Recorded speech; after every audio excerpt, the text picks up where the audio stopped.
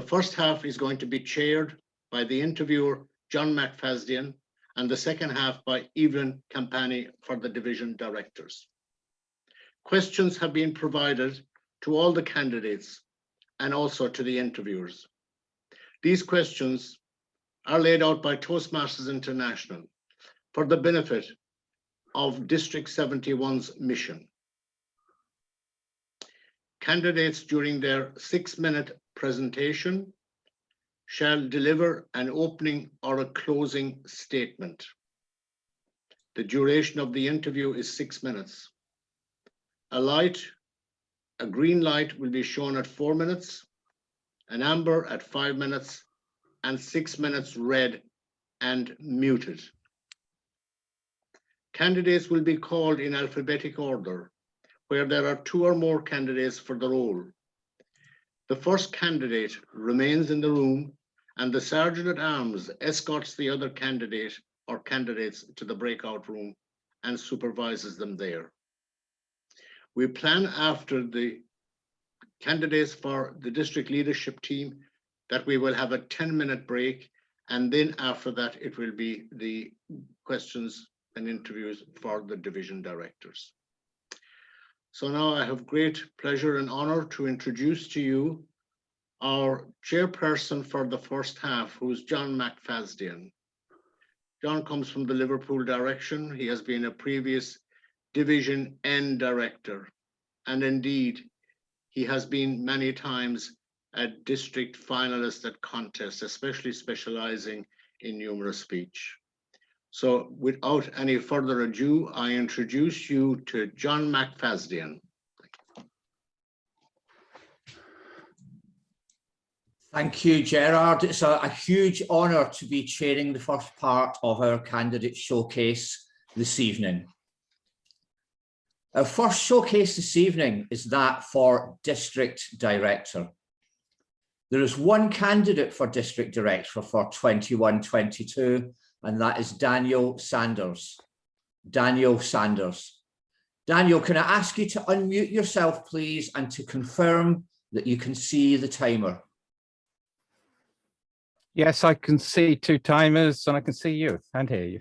Fantastic. Thank you, Daniel. How are you this evening? Oh, yes, I'm fine. Just living on the nerves, getting the conference ready, keeping it going. Fantastic. As Gerard says, you have up to a maximum of 6 minutes to make your case to be District 71 Director next year. During the course of that 6 minutes, I will ask you 1 or more questions from a list supplied by Toastmasters International. You may also make a personal statement within that same time period. The timers will give you a green light at 4 minutes and a yellow at 5. At 6 minutes, you will see a red light and your microphone will be muted. Daniel, are you happy to proceed? Yes, thank you, John. Daniel, when working with a group of peers, describe your decision-making style. My decision-making style is one of transparency and collegiality. I like to form a broad group of people and stakeholders around a problem, and we work together by transparently reaching consensus decisions. There are times when we have to occasionally up the pace a bit, and we have to then become more decisive. And in those cases, if there are facts, we'll look at them. If there are opinions, I'll use mine. Thank you, John. Thank you, Daniel. Can you provide us with a specific example of a time when you developed a strategic plan and it was implemented successfully? Yes, I can, John. I have to go to my professional life as a research fellow at Cranfield University. And in my professional role, we develop computer-based decision support systems, decision analytical systems.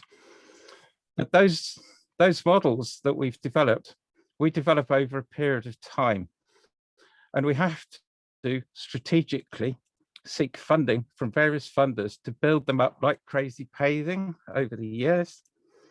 And that also feeds back that strategic approach, because we get more and more returning business, helping us to build yet more pieces of crazy paving into these models. And that would be totally unsuccessful without a long-term strategic plan, being able to spot the cherries and fit them into place.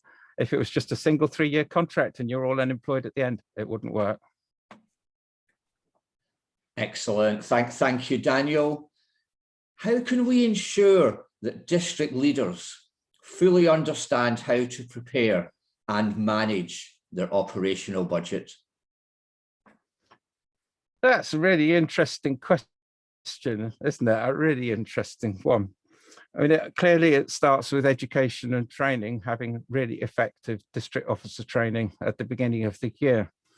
But that's not all. That only starts to put the ingredients into place for the tools that people need to manage their budgets effectively. What you also need is mentoring to help reinforce and build up those skills, because if you don't reinforce that, whatever you learn theoretically one day, you've forgotten 2 days later. So it's very much soft skills and hard skills, but also in terms of prioritizing and using district budgets effectively, you always need to frame your decisions with the district mission of building clubs and helping all clubs achieve excellence. And that is really important. So if you've got a decision, you can then grade it against that rubric. Does it really help build new clubs? Is it a key investment in marketing or training? And then you can start to prioritize some of your many different calls on your budget. There you go.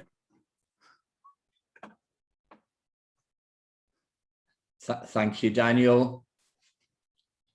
What procedures should be implemented to ensure that district directors are conducting themselves in a manner that demonstrates the very essence of true leadership?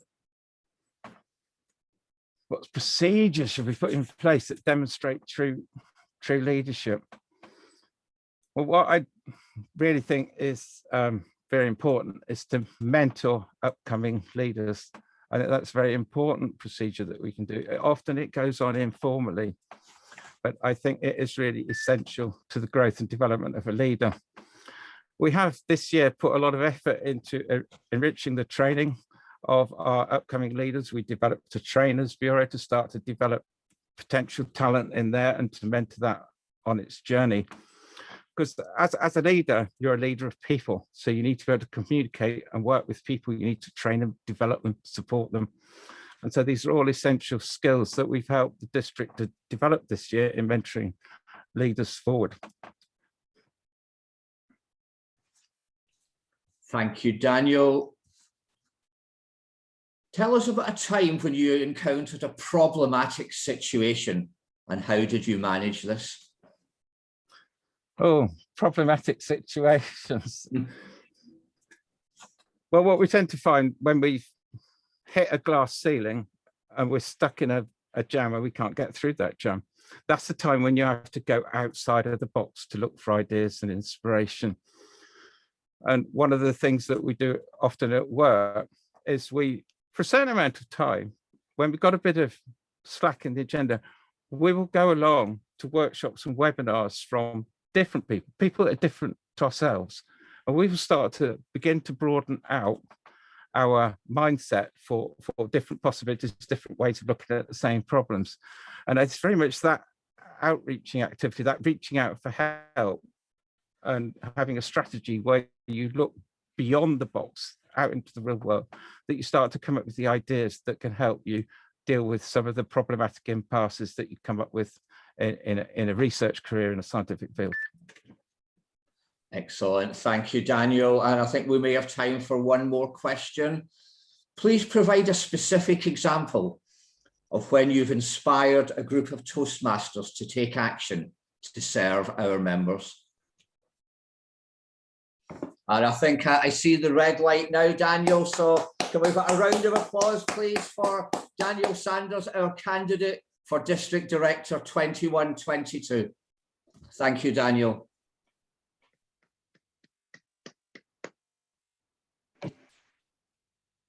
Our next showcase this evening is that for Programme Quality Director. There is one candidate for Programme Quality Director for the 21-22 Toastmasters year, and that is Brenda Lennon. Brenda Lennon. Brenda, can I ask you to unmute yourself, please, and confirm that you can see the timer? Good evening, John. Yes, I can see the timer. Can you hear me? Fantastic. I can hear you loud and clear, Brenda. Good evening. How are you this evening? I'm fine, thank you. Excellent. Brenda, you will have a maximum of 6 minutes to make your case to be Programme Quality Director next year. And during the course of that 6 minutes, I will ask you one or more than one questions from a list supplied by Toastmasters International. You may also choose to make an optional personal statement within that time period. The timers will give you a green light at 4 minutes, a yellow at 5, and at 6 minutes you will see a red light and your microphone will be muted. Brenda, are you happy to proceed? Yes, thank you, John. Fantastic. Brenda, what can Toastmasters do to get more members excited about being part of the leadership process?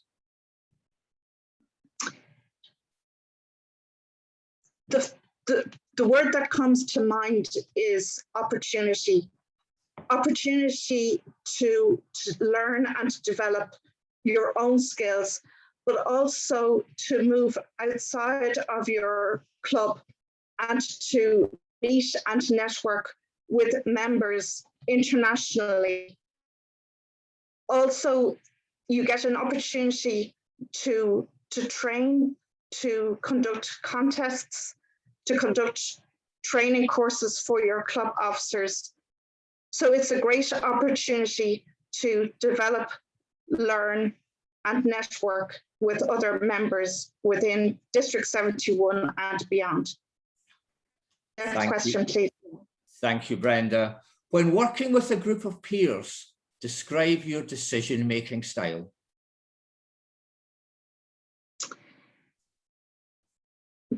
There are a number of aspects of my decision-making style. One is to establish the facts of the particular situation that needs to be resolved, to listen to other people who are involved in the decision-making process, and then to make a decision based on listening to other people and based on the facts, bearing in mind Toastmasters International policies and protocols and District 71 processes also. Fantastic. Thank you, Brenda. Brenda, please explain your understanding of the fiduciary responsibility of a district leader and how your experience relates to that. A district leader must spend their budget to support the district mission, which is to support all clubs and to build new clubs and support all clubs in achieving excellence. At the start of the year, the district leadership team are allocated budgets and they prepare budgets which are approved by the district executive committee and also the district council. We are held responsible for spending those funds to support the district mission. Thank you, Brenda. Brenda, how can we encourage members to speak up to address concerns about district leadership?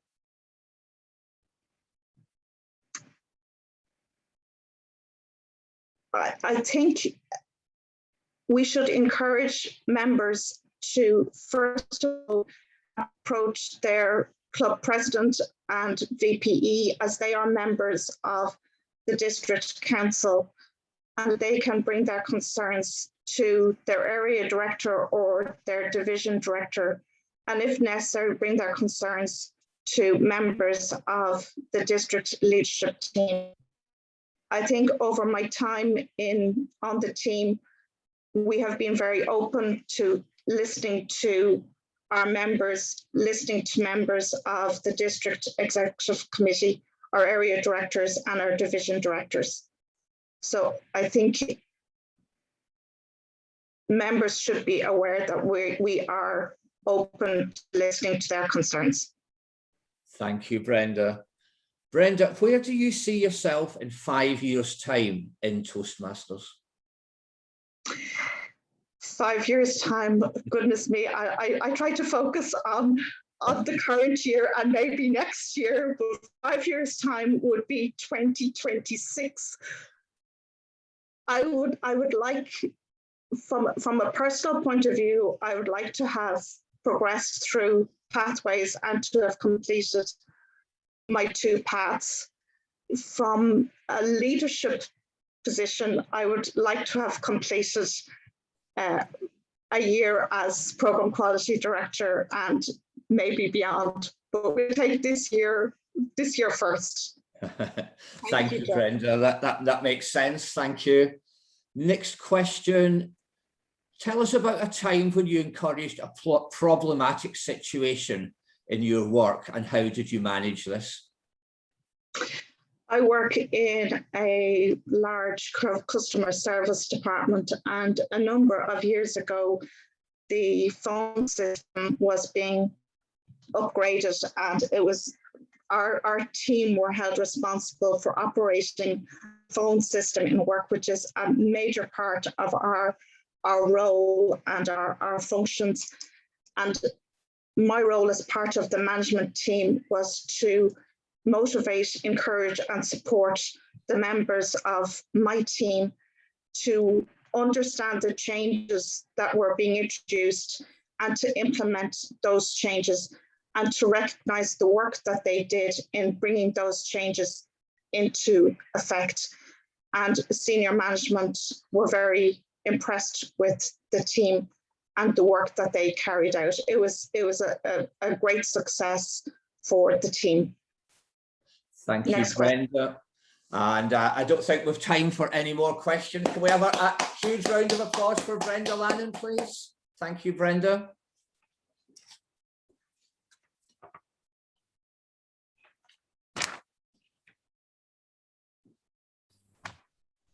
Our next showcase this evening is that for the Club Growth Director. There are 3 candidates for Club Growth Director for 21-22, and in alphabetical order of their last names, they are Danny Banks, Elizabeth Jordan, and Paul Omani. Each candidate will have the opportunity to speak in the same alphabetical order that I've just read out. Can I ask that Danny Banks please remains in the room, and could our Zoom Master and Sergeant at Arms team please take the other 2 candidates to the breakout room? Thank you.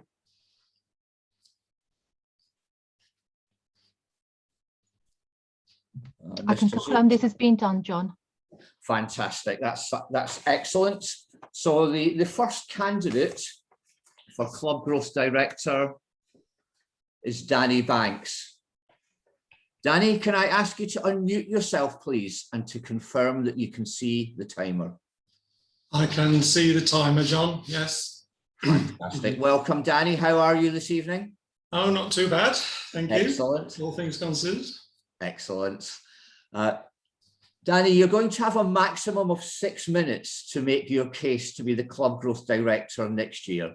And during the course of that 6 minutes, I will ask you 1 or more questions from a list of questions that have been supplied by Toastmasters International. You may also choose to make an optional personal statement within that same time period. The timers will give you a green light at 4 minutes and a yellow at 5. At 6 minutes, you will see a red light and your microphone will be muted. Danny, are you happy to proceed? Yes, I am. Excellent, thank you. Danny, please provide a specific example of a time when you have inspired a group of Toastmasters to take action to serve our members. Thank you, John. a couple of years ago, we decided to take a form of speechcraft out to one of the local universities. They'd approached us to work with some of their students that belonged to a group called Enactus. And I wanted a group of volunteers from our club. So I delivered a speech explaining what the course was going to be about. I explained that it would be a benefit to them as well as the students. It needed a commitment. It was 4 Monday evenings for 2 hours a night, and it also needed some preparation. But I explained this, and I only wanted 4 people, but we actually ended up with 6. So that was one time when I inspired a group to do something for the club and take the club out and do something for themselves. Next question, please, John. Thank you, Danny. What will you do to attract the younger market age group between 25 and 35 years old? Well, I believe this is a very important age group to attract, and I would do 2 things to begin with.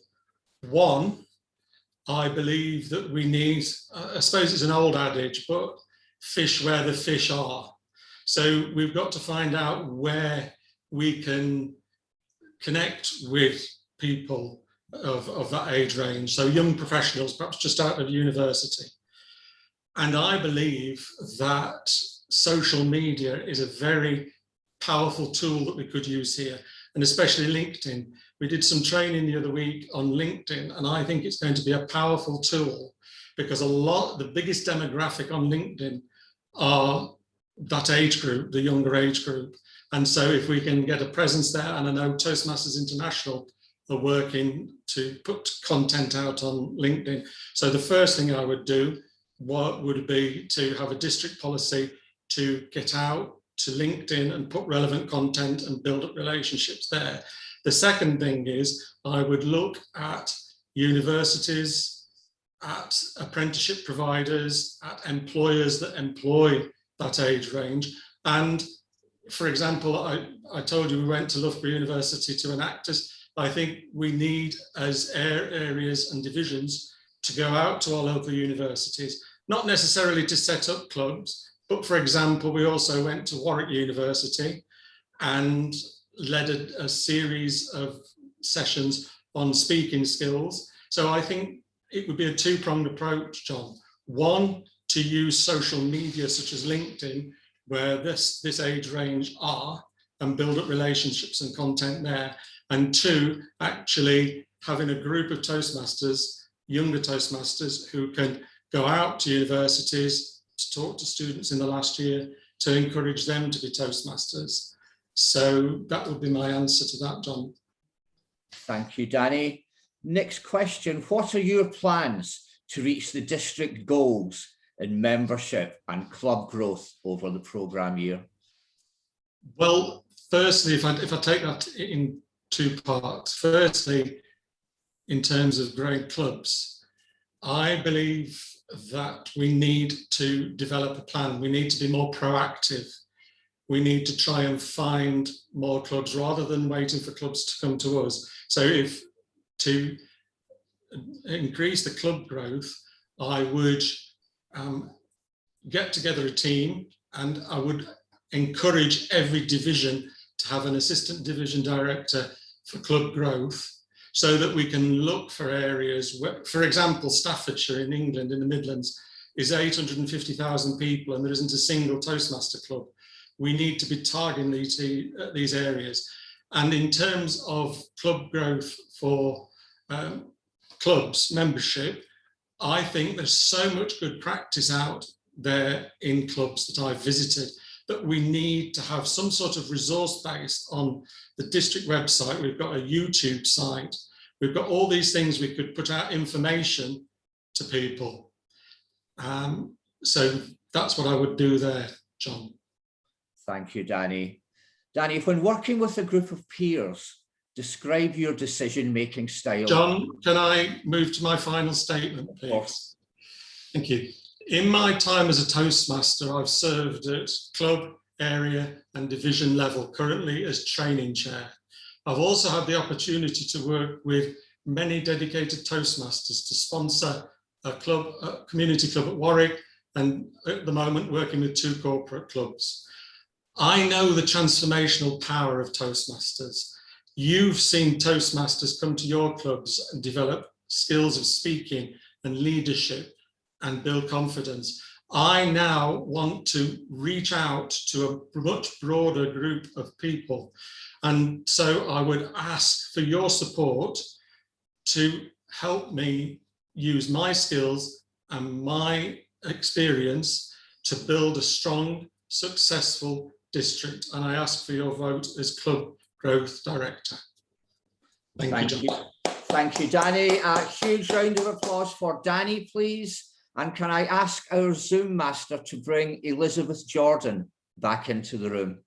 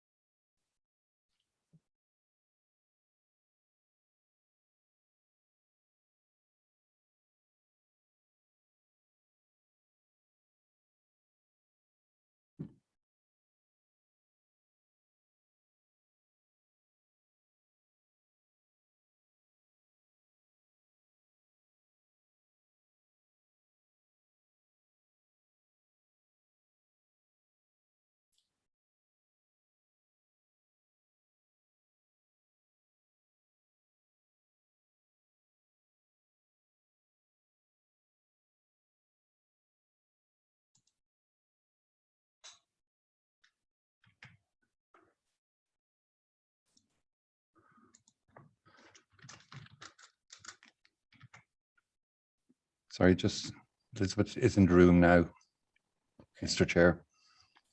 Thank you very much, Mr. Zoom Master. Welcome, Elizabeth. Can I ask you to unmute yourself, please, and to confirm that you can see the timer? Yes, I have unmuted myself and I can see timer 1. Fantastic. Welcome, Elizabeth. How are you this evening? I am very well. I am very well. Fantastic. Pleased to hear that. Elizabeth, you will have a maximum of 6 minutes to make your case to be the Club Growth Director for next year. During the course of that 6 minutes, I will ask you 1 or more questions from a list supplied by Toastmasters International. You may also choose to make an optional personal statement within that same time period. The timers will give you a green light at 4 minutes and a yellow at 5.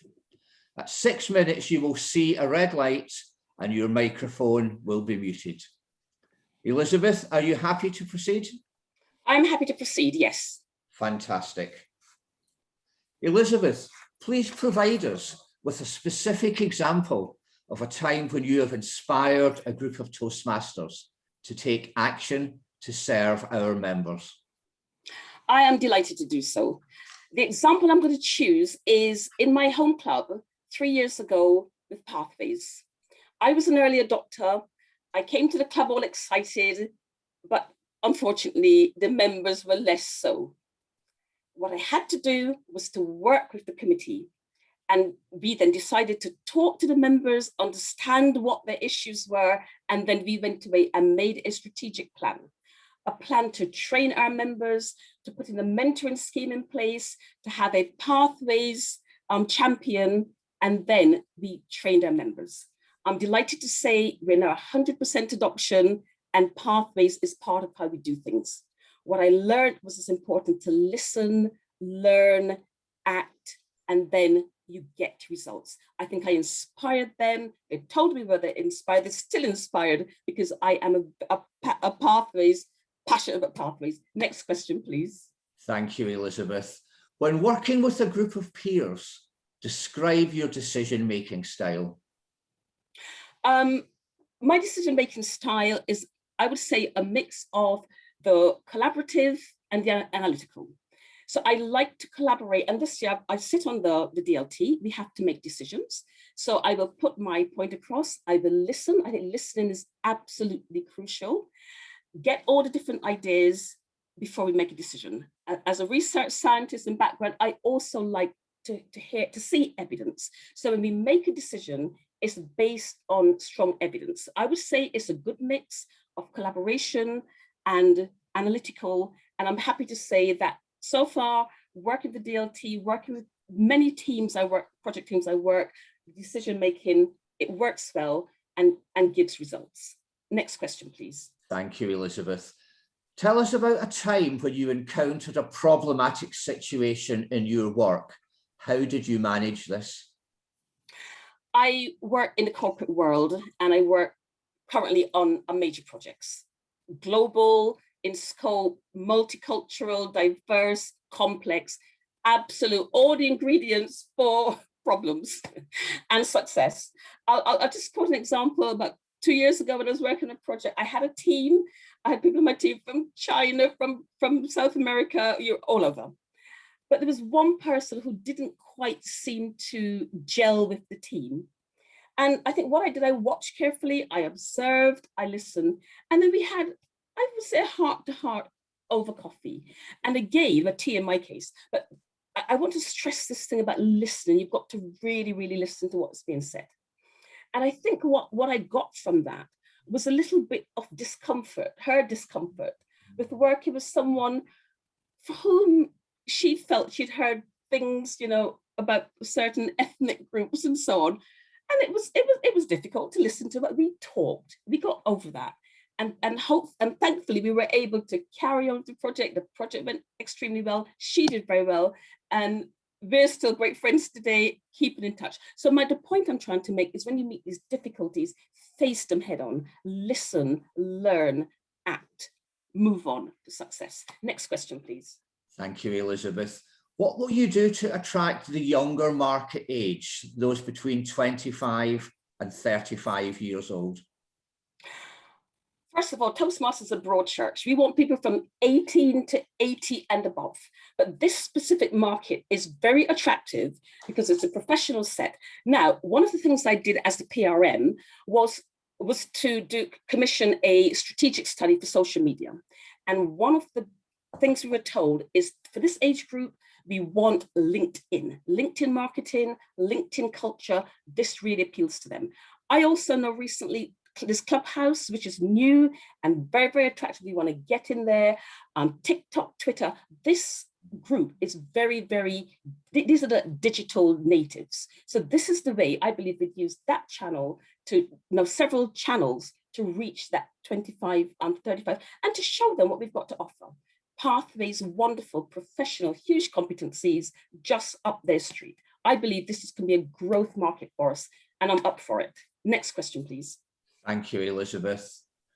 What is your plan to promote the organisation to corporate leaders and community organisers? Oh, I can't wait for this. I'm from the corporate world myself. Actually, I'm going to pause here because I want to make a closing statement. The role of Club Growth Director is absolutely pivotal for the success of District 71. As your Club Growth Director, I want to bring you the best of what I have to offer. I want to bring you my enthusiasm and passion for this wonderful organization that we all love. I want to bring you my experience, corporate, community, Toastmasters, and significantly, I have been the PRM for the last year. I've got that great experience that I've got with you, I can share. And then most importantly, I've got creative and innovative ideas of how we're going to together build new clubs, help the existing clubs to be sustainable and to help to reinvigorate our struggling clubs.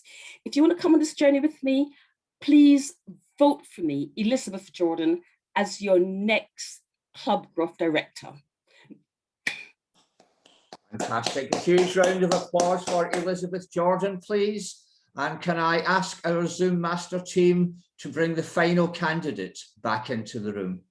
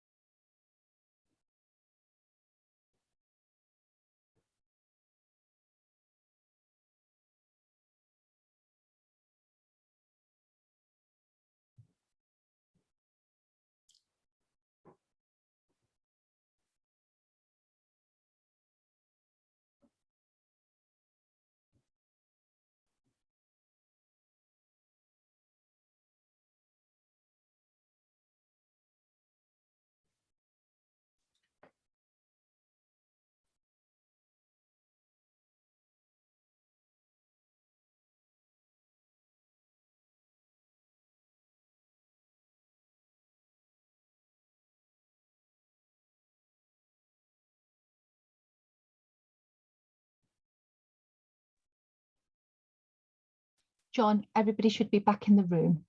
Excellent, thank you. Our next candidate for Club Growth Director is Paul Omani. Paul, can I ask you to unmute yourself, please, and confirm that you can see the timer? I am unmuted and I cannot see the timer. So let me find the timer. Okay. Who's the timer? The timer's just put a Brilliant. green and yellow light on at the moment. Okay, I want to move the timer to where I can. Okay, look, it doesn't matter. I don't worry. I'll probably, I'll fill all the time, John. It's okay. Go ahead. Thank you, Paul. How are you this evening?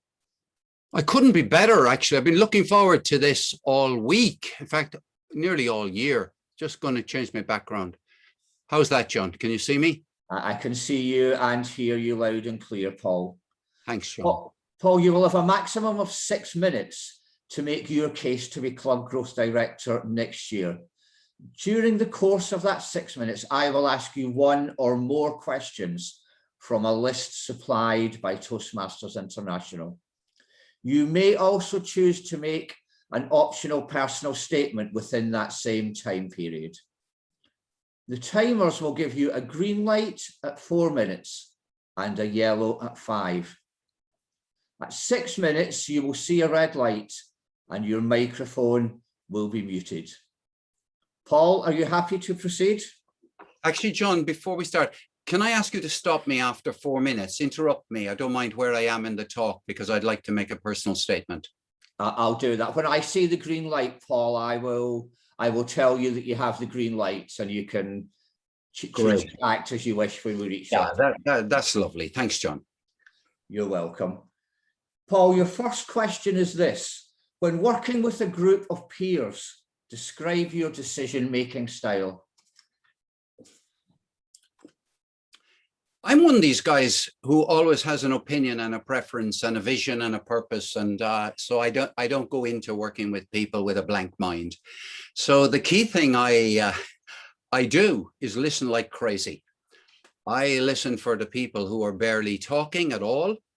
And of course, I listen to the people who speak a lot. So I'm a huge listener. I'm also somebody who summarizes what I've heard from other people and checks as I go along.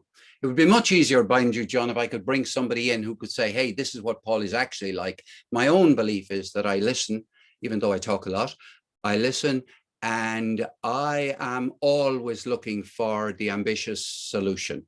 I have to admit, I'm not the kind of guy who wants a whole load of wishy-washy consensus that won't lead to anything. I want to bring about big improvement in any project I'm working on, John. Thank you, Paul. Paul, what is your plan to promote the organisation to corporate leaders and community organisers? Oh, John, I'm so pleased that we're going to take the opportunities that are around to expand into workplaces. Corporates give the impression that it's Google and Facebook. There are so many workplaces where there are people who want to get promoted and people who want to get a bigger pension, because that's what often people want Toastmasters for. They want to get ahead in life. My plan is very simple. I'm going to have a team of people working on corporate developments during the year.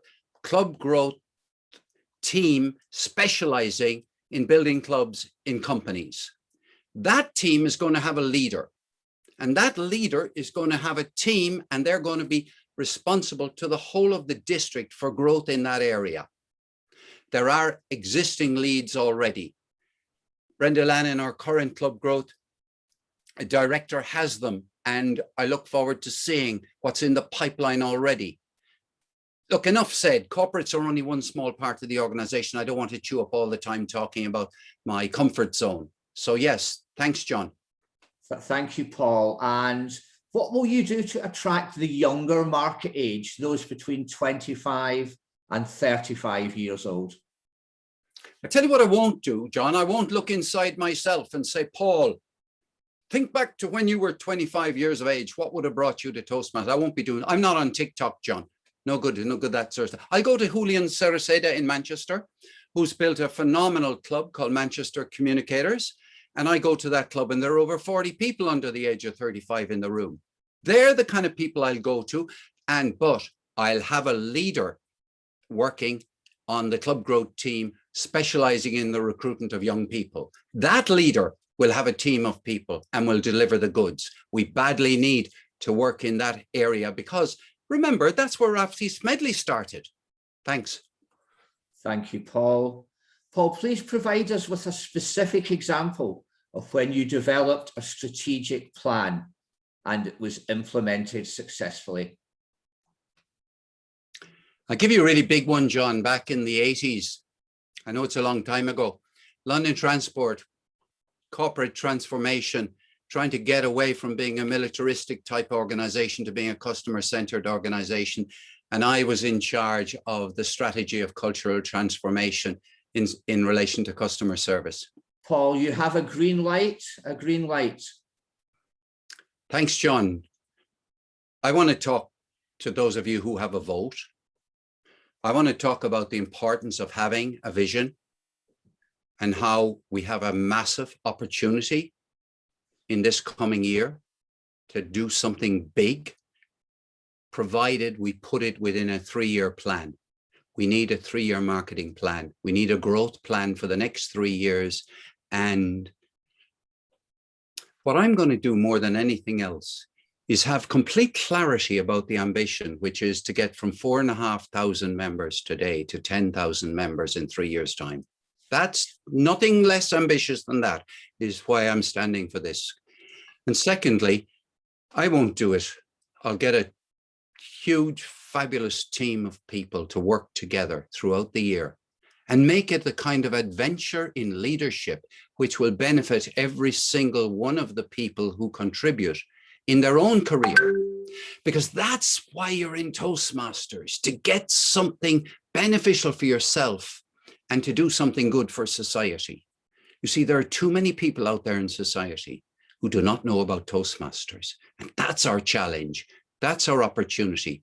And that's the vision I offer you. Please vote for me, Paul Omani, Club Growth Director. Please do that tomorrow morning and be sure you turn up. Thank you so much for listening to me. I promise you a good journey. Thank you. Thank you. Can we have a huge round of applause for Paul Omani?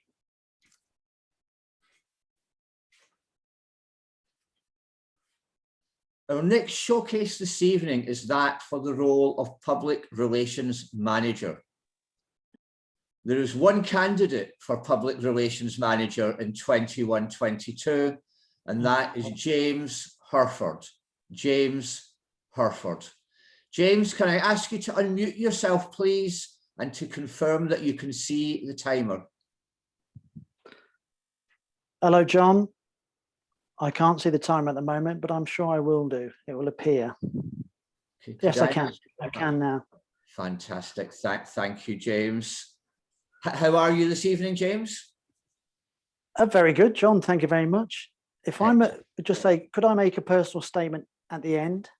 Absolutely. Yeah, you can make your personal statement at any time that works for you, and you know, just interrupt me if you need to do so. Thank you. You'll have a maximum of 6 minutes to make your case to be the Public Relations Manager for next year. During the course of that 6 minutes, I will ask you one or more questions from a list supplied by Toastmasters International. You may also choose to make an optional personal statement, which you've indicated you intend to do so within that same time period. The timer will give you a green light at 4 and a yellow at 5 minutes. At 6, you will see a red light and your microphone will be muted. James, are you happy to proceed? Yes, John. Thank you. James, what expertise do you bring from your life outside of Toastmasters that will provide a special contribution to this role?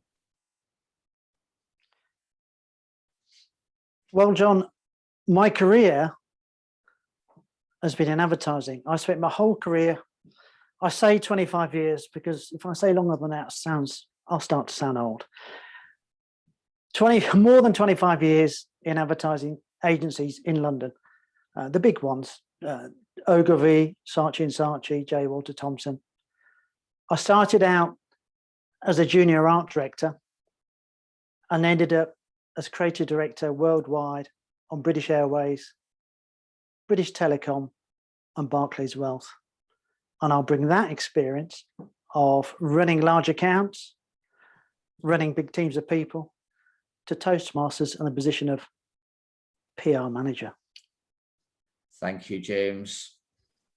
James, please provide us with a specific example of when you have inspired a group of Toastmasters to take action to serve our members.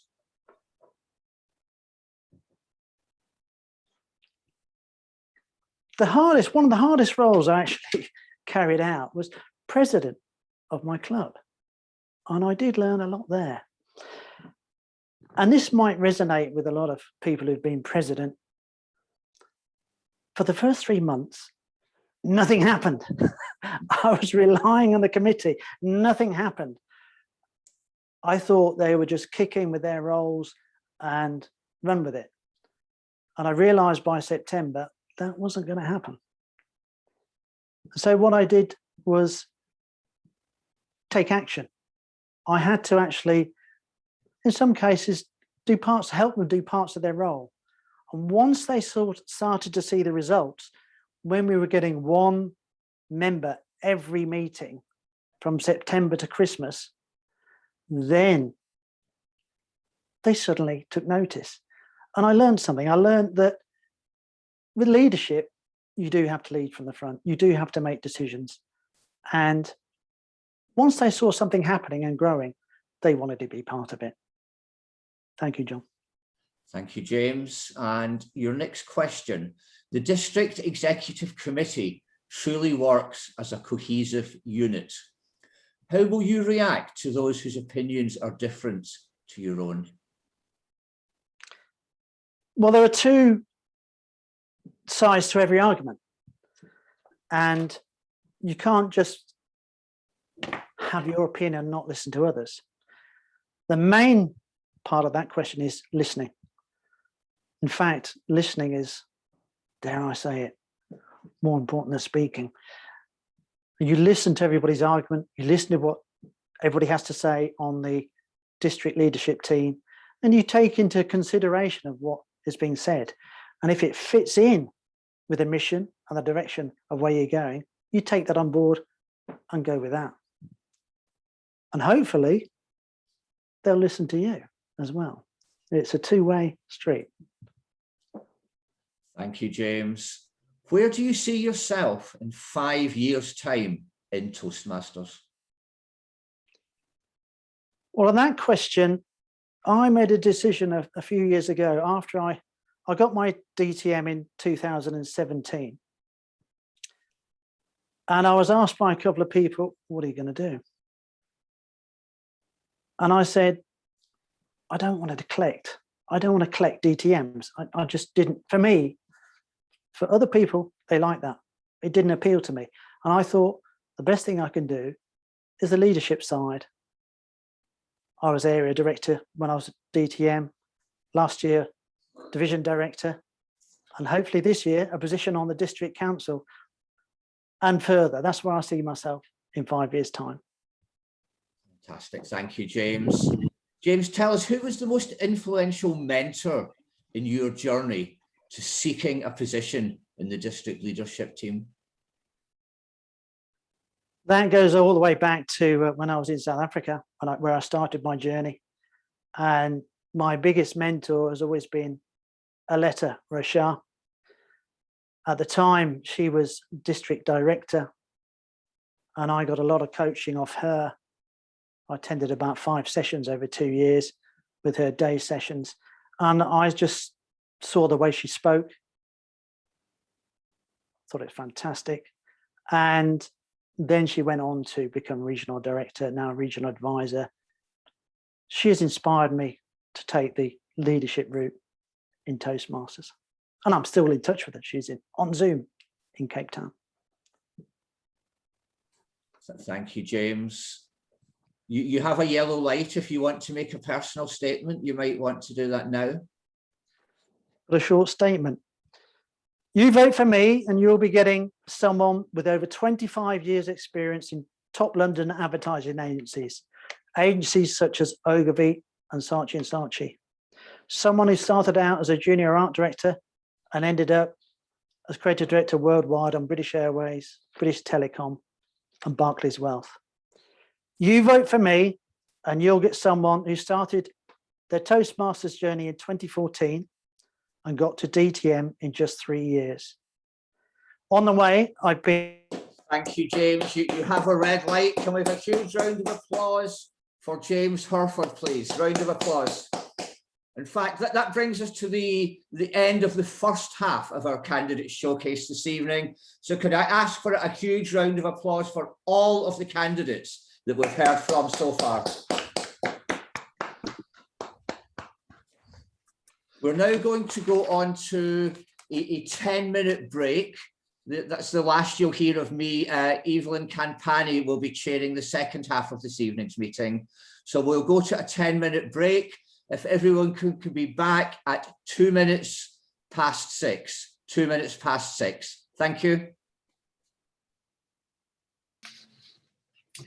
Good evening, ladies and gentlemen, and welcome to the second part of our showcase this afternoon. And the second part will be entirely devoted to division directors. We have one candidate for Division A director, and that is Mary Manning. Mary, can I ask you to unmute yourself, please? Thank you. Welcome, Mary. Welcome, Mary. How are you this evening, this afternoon? I'm very well, Evelyn. Having a Murphy's Law day, but I'm here. You're very welcome to be here. Now, Mary, you have up to 6 minutes to make your case to be Division A Director for the next Toastmasters year 21-22. During that 6 minutes, you may choose to make an optional personal statement if you so wish. You can do it at any time. And you can stop me to do it if you want to do it that way. The timer will give you a green light at 4 minutes, an amber light at 5 minutes, and a red light at 6 minutes and mute. So you will be muted on the red light. Mary, are you ready to proceed? Yes, absolutely. Mary, are you looking forward to the next year? I am, Evelyn. Actually, I'm definitely looking forward to the challenge of being a division director. I did go forward last year, but unfortunately I was unsuccessful, and Paul did a great job as such. So I was delighted to support that in my own club, I think that I have a lot that I can bring to the table as such from the business world as well. And I like to sort of operate in a collaborative style with teams and everyone gets their input. So yes, I think it's going to be very enjoyable. And I look forward to the challenge. That's good. What innovative approach do you think you might bring to the role? Ooh, well, I suppose really that could be relative as such, but I wouldn't underestimate the challenge that there is going to be this year, because we're going to have to, because of the COVID restrictions, etc., we're going to have to rebuild the clubs. It's going to be a fairly mammoth task.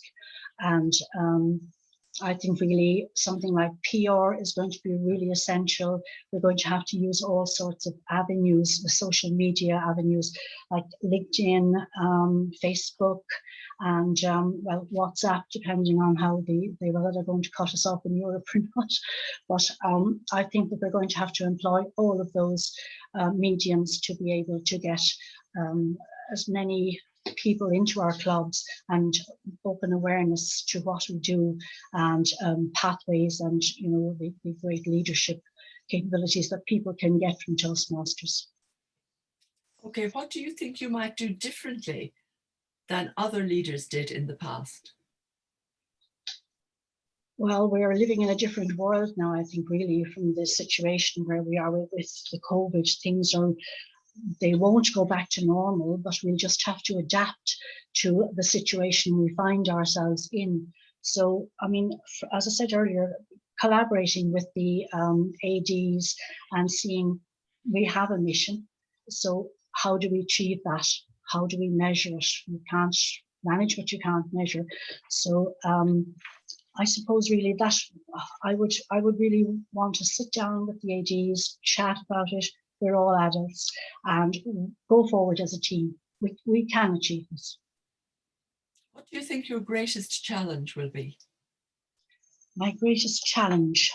More lockdowns. We've had I hope you're wrong. I'll tell you now, we've had, I think one of the things that, it was great being online as such, but I think some of our members just weren't comfortable with the whole online process, even though we did sort of do one-to-ones, bring some of them on. I think that was, a lot of other clubs had that situation as well. So if we, we want to go back to in-person safely, obviously. So I would like to see some sort of hybrid, that we could work some sort of hybrid into our clubs going forward. And that would at least keep some people in, and if we have a situation where we have to go to hybrid, at least we're prepared, I think that might be a challenge, all right, because once we're in person, we will do better. I do feel we will do better numbers wise, but I mean, that might not necessarily be so. We won't know until we look back on this next year and see how things went, So I suppose that's it. Right. How would you support the area directors?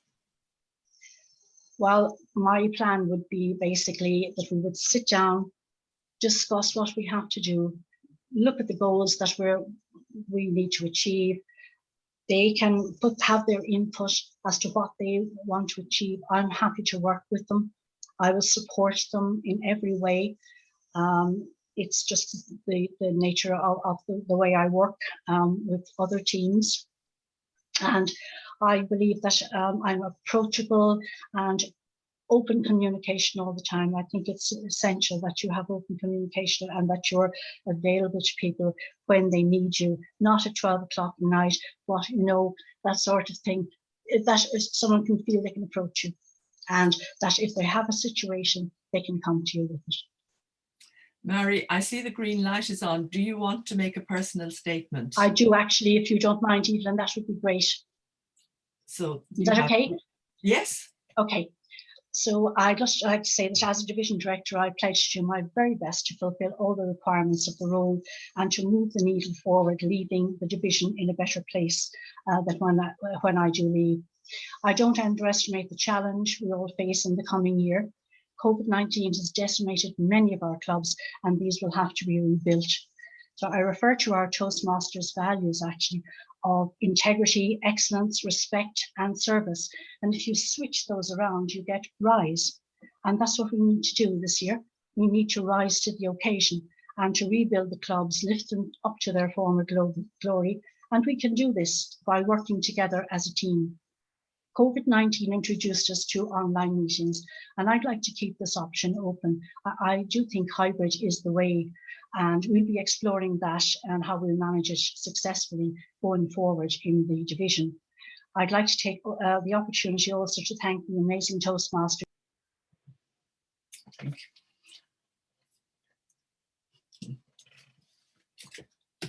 Thank you, Mary. Can we have a round of applause for Mary, please? Thank you, Adrian. Our second candidate today is Division B candidate John Spellan, Division B Director. John, can you unmute yourself, please? Good evening, Evelyn. How are you, John?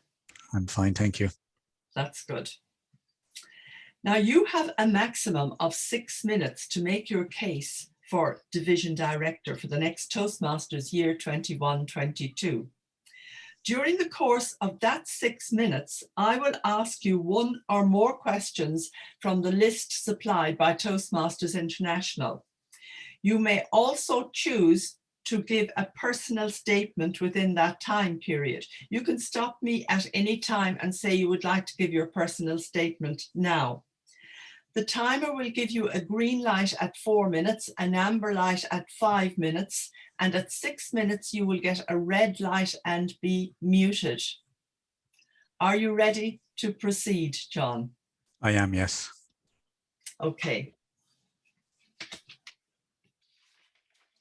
Are you looking forward to the year ahead? I am, yes. I have been in Toastmasters for quite a long time. In fact, since 1988. I've carried out all of the roles, and obviously this is the highest role I will have achieved so far. But I'm looking forward to the challenge of it, and especially in this year, having come out of the COVID-19 time. I know this year is going to be kind of 50-50 the coming year, but I am looking forward to it. And it just so happens that Division B, I have a lot of connections with a lot of the clubs.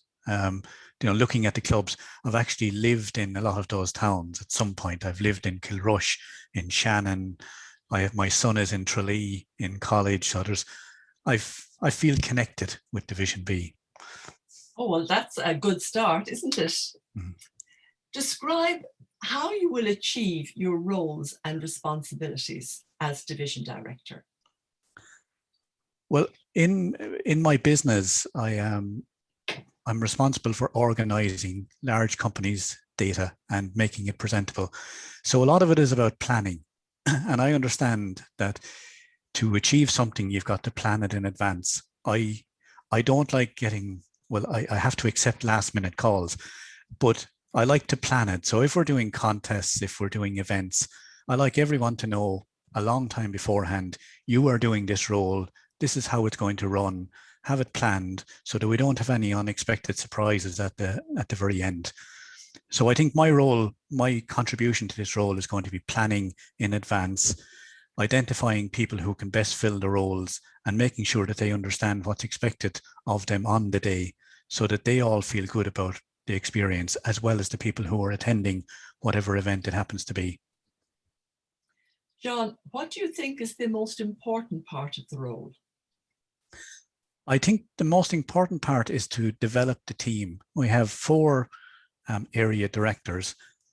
They have to be brought together as a team to feel a unit. We want to make Division B feel like a team. I'm looking at the stats and I see that we're down a bit on the divisions. If there was a relegation zone, we'd be in it. So we've got to make this team want to be higher up on the scale and motivate them, make them understand their roles and for them to enjoy what they're doing and get the best out of it. And at the very end of the year, I would like 4 people trying to get my job, 3 people trying to get every area job, and new faces, not just existing faces, so that we can build a pool of talent going forward. Okay, John, thank you. What leadership skills and experience will you bring to the role? Well, I run a small company. There's about 10 or 11 people in the company. And so that brings its own skills. But within the Toastmasters organization, I have pretty much done every role. And one year in particular, we ran this event, which was a wedding. I know other people have done it, but we ran this event and we had all of the Toastmasters doing the traditional roles that are in a wedding, such as the groom, the best man speaking, and so on. And that when we had them all dressed up in wedding clothes and we had everything, champagne, the whole lot, we attracted 110 people to that event. They all paid to come in and we got some new members out of it. And everybody got a great buzz.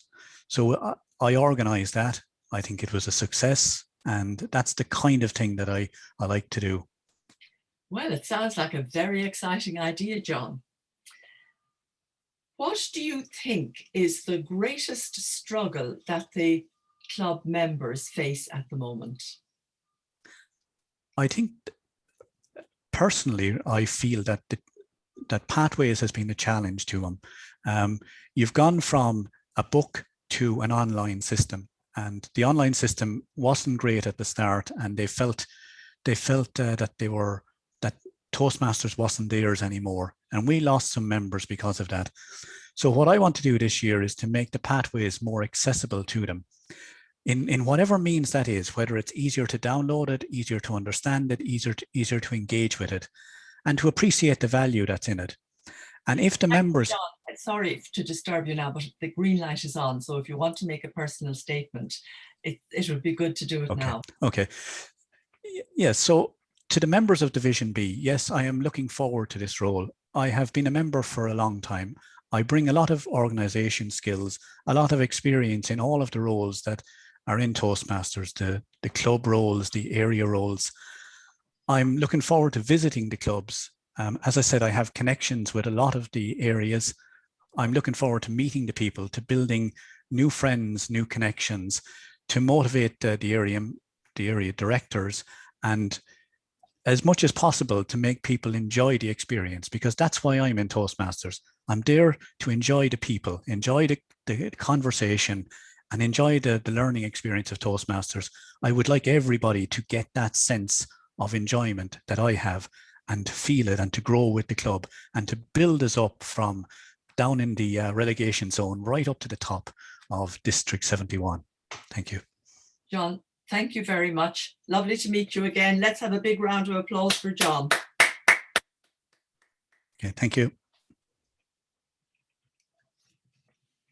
Our next division is Division E, and there are 2 candidates for Division E, and the first candidate is Sunny Lally. Can you bring in Sunny, Mr. Sergeant at Arms, please?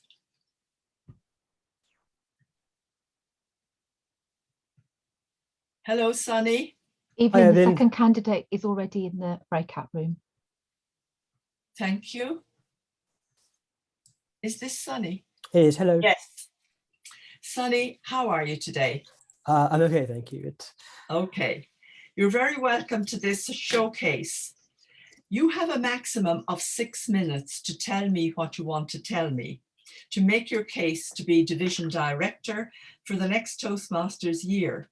And during the course of that 6 minutes, you are welcome to make an optional personal statement, if you so wish, to tell the people why they should vote for you. And you can disturb me if you want to say, excuse me, may I make my personal statement?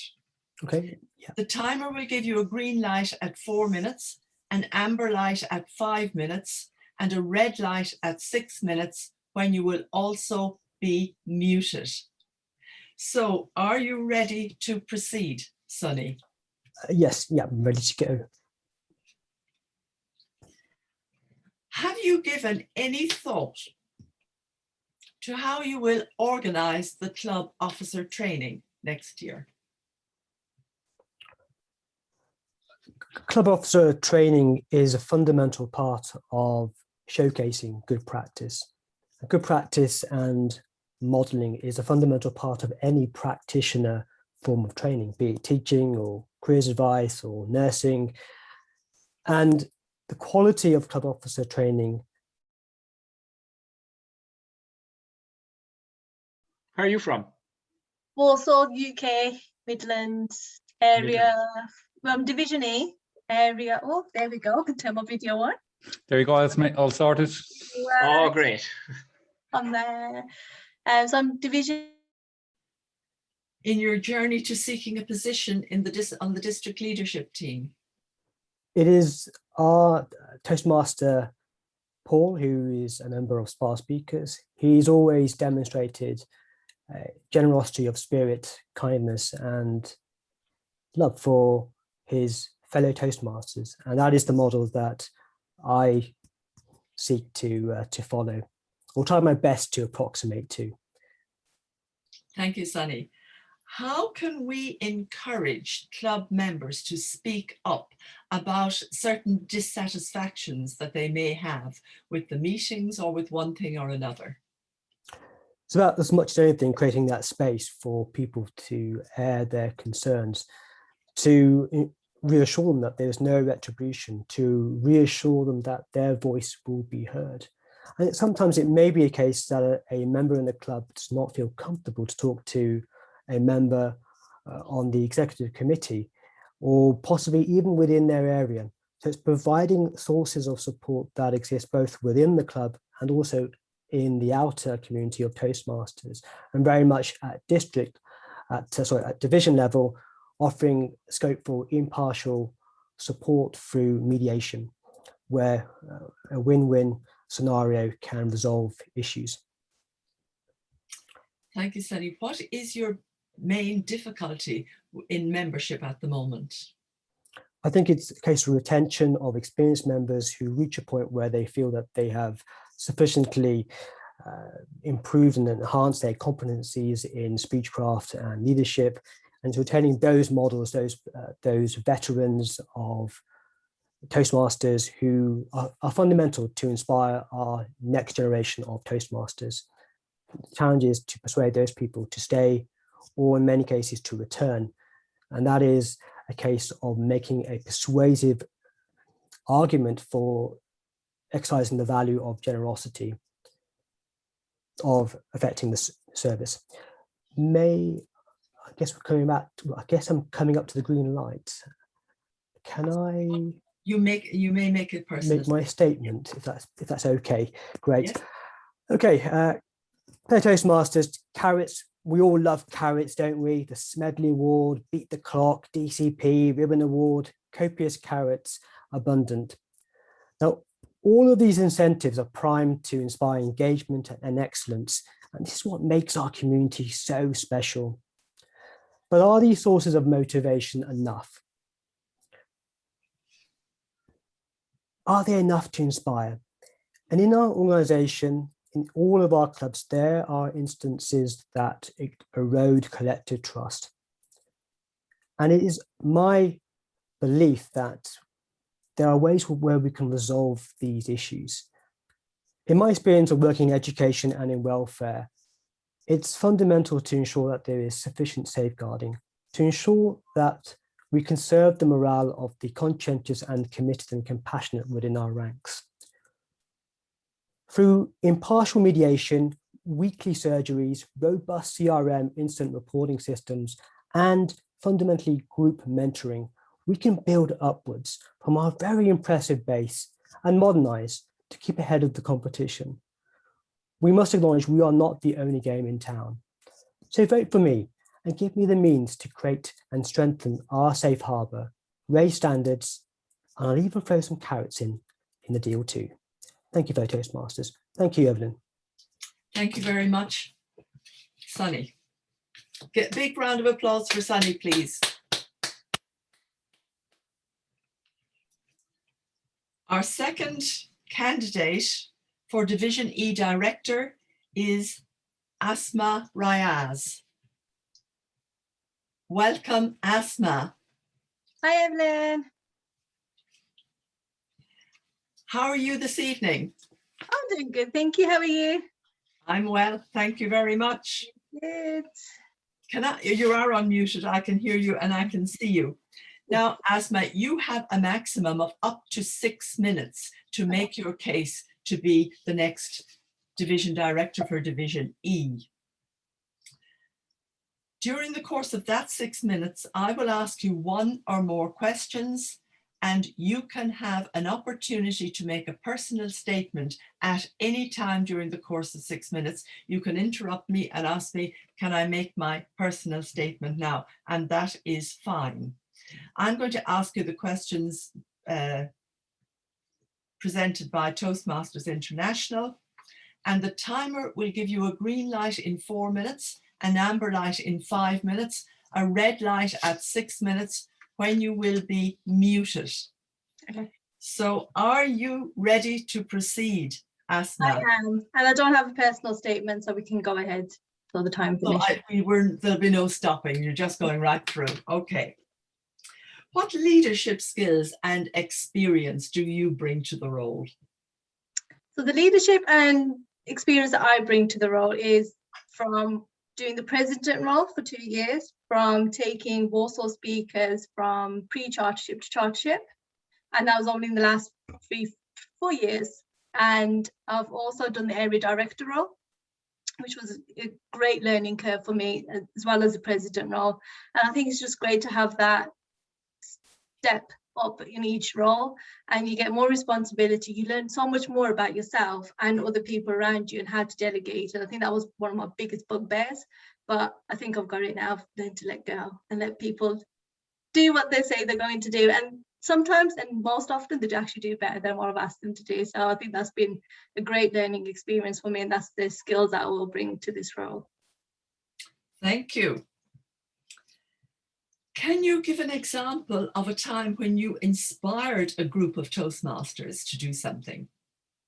I can indeed. So at Warsaw Speakers, I did run a youth leadership program at one of our local schools, and that was a fantastic experience. And I took 2 other Toastmasters along with me to help me. And when we've had newer members come in, I always promote how good it is to see those young kids just grow into these amazing speakers from when they can't speak. And I had one of the Toastmasters himself who went on a journey through Toastmasters, and he inspired I inspired him to inspire these children, and he did the youth leadership program, and I supported him. I sat there, held his hand through a few meetings, and he did so amazing. And just to see him shine made me feel like I actually made an impact. Thank you. Nice. Do you have a vision of what our clubs might look like when we return to our former way of meeting? I do indeed. I think we will have amazing clubs in our division, in our area, in just even my local club. A lot of our clubs are always still going for that hybrid approach, and I think it's great that we can be all inclusive for those who are not too comfortable to meet in person, and to include those that are so excited to go back and actually speak in front of human beings again rather than a computer screen.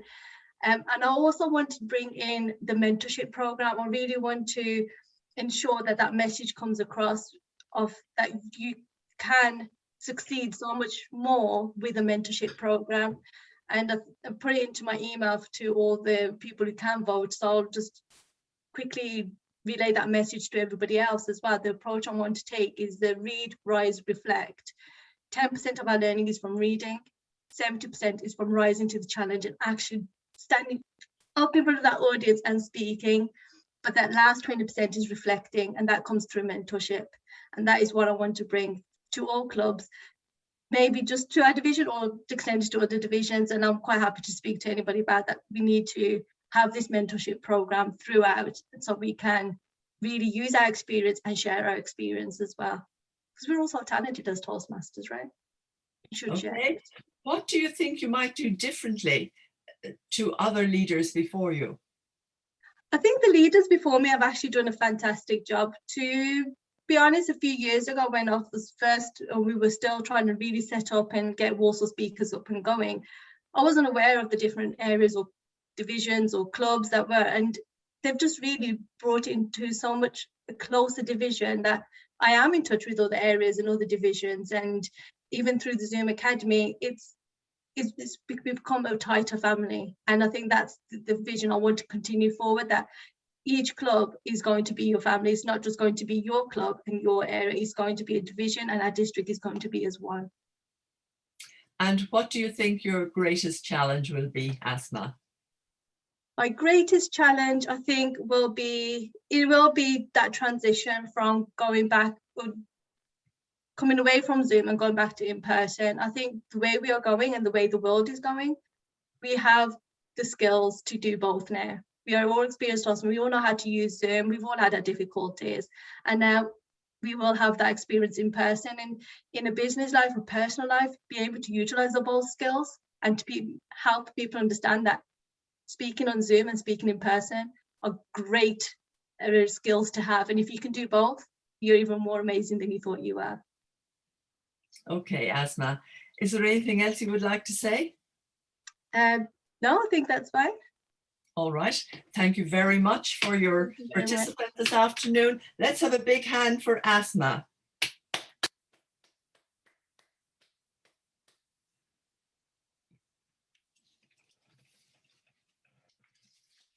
Our next candidate, candidate 5, is Chris Collins. Chris is going for Division F Director. Are you there, Chris? Good evening, Evelyn. Can you hear me? I can hear you and I can see you. Can you hear me? Indeed, I can. Right, you're very welcome. Now you have up to 6 minutes to answer one or more questions that I may ask. And during that 6 minutes, you can stop me at any time and say that you would like to make a personal statement, or you can make it at the beginning. I don't mind. The timer will give you a green light at 4 minutes, an amber light at 5 minutes, and a red light at 6 minutes. And at 6 minutes, you will be muted. So you need to be careful that you're ready to finish. So are you ready to proceed? I'm ready to go. Thank you. Okay. Are you looking forward to the coming year and your new role? Very. And I organized the evaluation contest, so I had him. Do a timer everywhere. Yeah, and I had a panic message from Tina last week. I've no timers, so I got David Clinton and Peter McCauley to time with Matty, so he was grand. So David said, "Oh, I'll do it as long as Matty's number one." I said, "Oh, Matty's number one." So, Master. So, what do you think? What do you think we gained from this experience? What have we gained? I think we've gained skills, certainly in terms of IT management, in terms of talking to computers, I suppose, to put it that way, in presenting ourselves online, particularly in the corporate space where I work, as many other people do, amongst diverse teams spread across the globe. So it's often the case in the modern world where your team could be spread. You know, in my team, I have members from India, from across Europe, and even in the Americas. So getting everybody together and having a meeting does require a Zoom-like experience, whether it's Microsoft or Zoom or Microsoft Teams or whatever. So being able to present yourself well online is certainly an important skill to have, particularly if you're of a working age. But outside of that, it's certainly good for dealing with things like, you know, loneliness, particularly for the older generation. Being able to continue to have that social interaction during a pandemic has certainly been something that's been worthwhile and useful. Thank you, Paul. Thank you, Chris. So that's all the good. What about, did we lose anything? Certainly, we've lost the ability to shake hands. The social aspect has taken a bit of a hit as part of the Zoom experience. It's great that we can do projects and we can make speeches, but we've kind of lost that little bit of interaction, the interaction we had over the tea break in our meetings. The little clap on the back to say, "Well done, you had a great speech," and the camaraderie that is engendered by doing that has certainly been lost. And it's something that we're trying to experiment within our own club here in my own club in Loughrea, to try and bring at least some of that back during break time, or perhaps keeping the Zoom room open a little bit later after the meeting so that we can have a bit of an informal chat. But it's certainly something that's difficult to manage in an online context. And it's certainly something that I particularly miss just having as part of a regular meeting. Yes, indeed. And tell me, who was your greatest influencer in Toastmasters since you joined? I think that would have to be the very ebullient current Division F Director, Rob Partridge, who has been a fantastic mentor to me over the years since I've joined Toastmasters, and has certainly kind of pushed me forward in taking responsibilities and roles, both in the club and at area level. And it's been fantastic to have him provide mentorship and support to me as I've been through all of those various roles. He's certainly helped me, take the next step and supported me at every turn as I've gone through that process. Okay, now have you any ideas about what innovative role you might bring to the role? But before I continue with that, the green light is on. Do you want to make a personal statement? I will, if you don't mind. Thank you. No, I don't mind at all. You're welcome. Fellow Toastmasters, thank you very much for this fantastic opportunity. I've had the privilege of working alongside many fantastic Toastmasters in the past year as I tackled my responsibilities as Area 12 Director and developing and delivering training as part of the online contest and Zoom academies. I've been fortunate to have received great insight into how experienced Toastmasters within the district have led their teams with great success. I hope to bring an approach of servant leader, bringing a collaborative approach with my areas and clubs as part of Division F in the coming year. Together, I believe we can rise to the challenges of returning to face-to-face meetings and re-engaging with our memberships. So thank you very much for your time and attention, and I submit myself for your consideration as Division F Director. Thank you. Thank you very much, Chris. Let's give a big round of applause for Chris's presentation.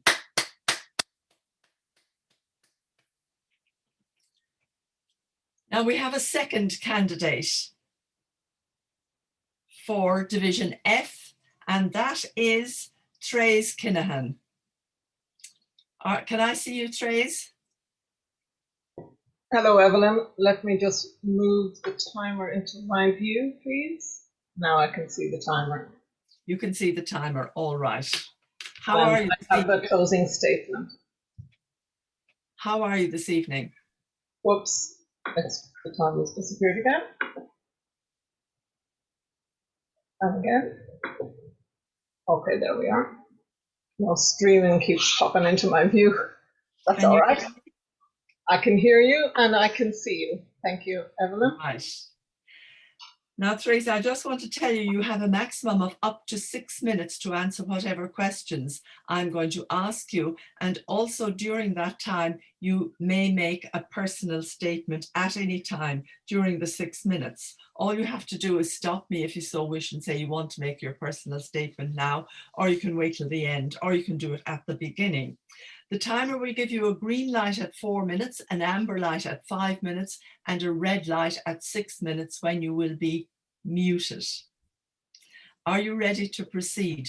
Thanks, Evelyn. I'll make my closing statement at the end. Thank you very much. Okay, so I'll remind you when the green light comes on. Thank you. Okay. What do you think will be your greatest challenge as Division Director? Thank you, Evelyn. I had a look at the statistics for Division F in my research for today. I see that, like everywhere else, lockdown has affected Division F, but also the numbers of the population of the area covered by Division F, which is quite large. Division F stretches from the hills of Donegal right down to the lakelands of Westmeath, where I live, and cross-border into Derry. Population has a city, it has a rural area. The numbers of the city of Galway are 80,000, but if you add up the figures in the club of Galway, you only have about 80 people when you add all the clubs together. So I think the challenge is to let the secret out. People mustn't know about us at all. So I think we've got to get the word out that we have Toastmasters in the northwest corner of Ireland. So you're going to tell everybody about Toastmasters? We'll have to have a little chat with the people in the clubs. You will. Everybody, each one has to bring one. How do you think you're going to assist the area directors in carrying out their roles? I've had the role of area director myself. And when you get the role at first, it's a bit overwhelming because you're elected probably in May, but you don't get the reins, so to speak, until July. So you're a bit at sea because you have the responsibility, but you don't have the tools. And I think you really need to sit down with area directors, and they have training, of course, with the DOT, and they get all these letters as the DOT and the COT, and they're told they have to do this and do that. I think training is needed. I think listening is needed. They will have concerns. They will need handover, but sometimes the area director that was is tired and has retired and is gone. So there's a lot of listening and learning to be done. Right. Now, what do you see as the main difficulties we have at the moment with member retention? I think clubs need to be a positive learning space. I think atmospheres differ from club to club. I think sometimes the club numbers are short, people get tired. I think there needs to be energy in a club. I look at cities like Sligo, Galway, Athlone, they have third level education in those places. I think we need to tap into the young generation. I myself have children, well, adult children in their 20s. I've discussed with them, I've worked with youth. I know how to engage with that age group. I have had ideas and done research on looking at ways of expanding into that age group to grow clubs for that age group. Is there anything different you would like to do than past leaders have done? One area which I've discussed with some members is... Excuse me, Trace, if you want to make your personal statement, the green light is on. Do you want to go ahead with that? I'll do that. I'll briefly answer that question, then I'll move. I have been taught, I work with Special Olympics, and they have already been discussing with me ways of engaging. And I had discussed with the division director in C, because they engage with Special Olympics there. The division director needs experience in delivering education. I have a degree in training and education, and in particular, adult facilitation. Also, I've experience in cross-cultural education. I think we need to engage the rich diversity that is in Division F and engage the new Irish. Also, we need to be culturally sensitive and expand on our communication. We are about communication. We need to look at our analytical skills and empower and develop members. It's where leaders are made. So we need not only to be leaders ourselves, but we need to develop leaders. And as Lao Tzu said, the best leaders, when the work is done, the people will say, we have done it ourselves. So we need to work ourselves out of the job. And when I worked in Africa, that was our goal. We trained people to replace us.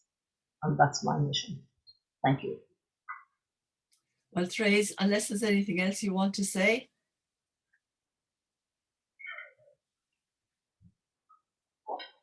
In recent times, I've been involved with the district leadership team in planning this wonderful conference that we have in the weekend ahead. And it's a... Thank you very much.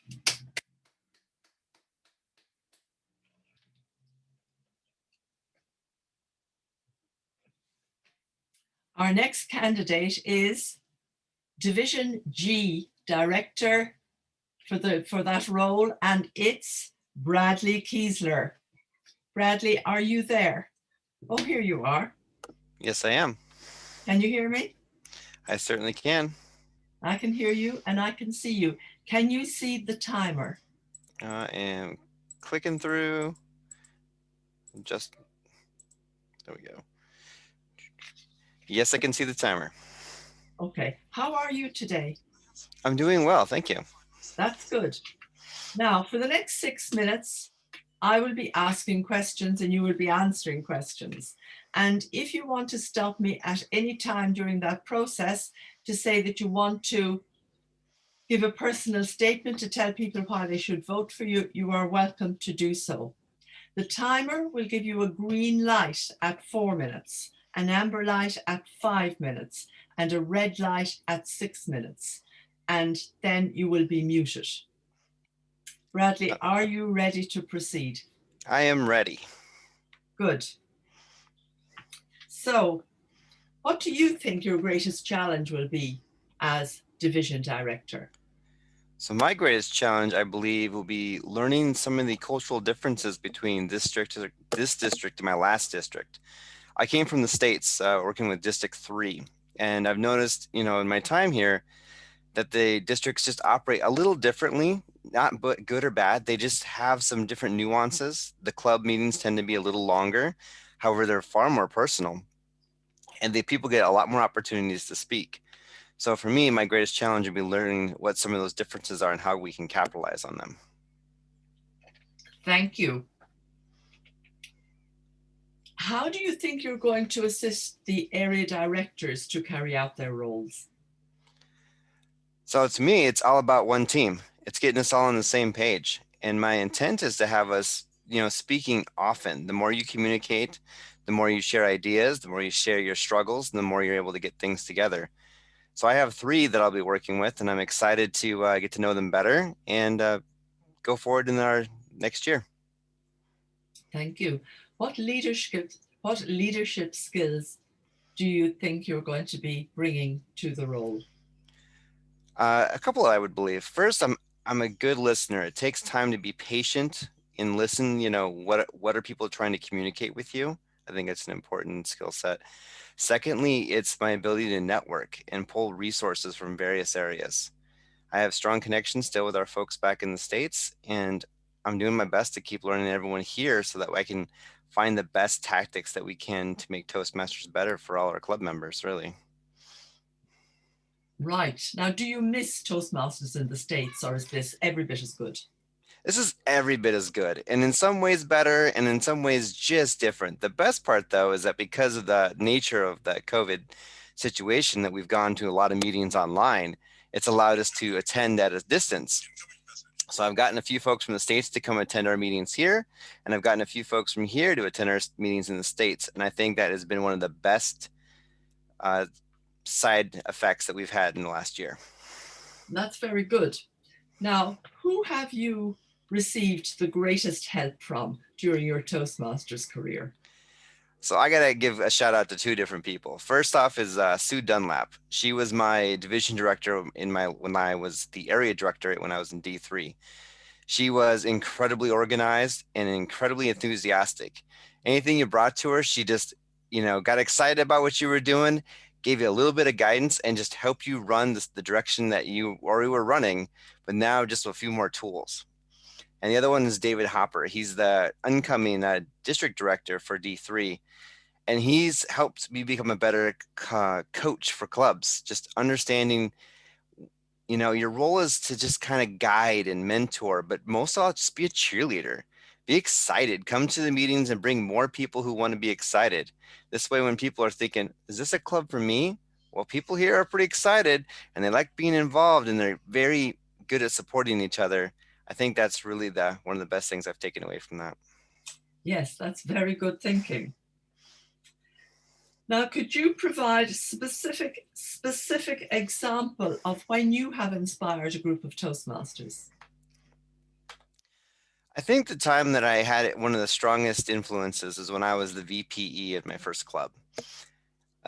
I like to call the vice president of education the vice president of everything. You are the heart and soul of that club. The president is the outward facing face, gets you the resources from the top, but the VPE is who sets the pace for the club, running that DCP. And I think when I had the opportunity to do that, I really just dove in, like, what does this thing mean? What are we doing here? And with my excitement just became, I would say, encouraged others to also get involved. And we had a very excited club. We made Presidential Distinguished that year simply because we had so many. The green light has gone on. So do you want to make a personal statement? Sure. Thank you. I will do that. So I am looking forward to being, the opportunity to be the division director for Division G. I look forward to working with a lot of you and learning a lot more about Toastmasters and how we do things in different places. I am humbled by the opportunity to lead so many people and work with such great Toastmasters, great individuals, and great leaders. And I thank you for that. Well, thank you very much, Bradley. And if that's all, let's give a big round of applause to Bradley.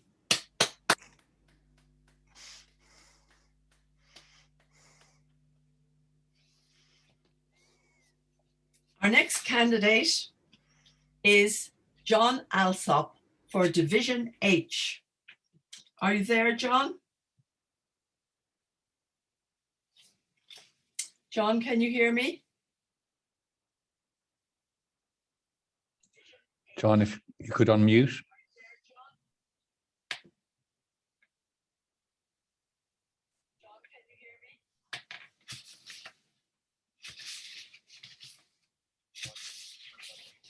Hello.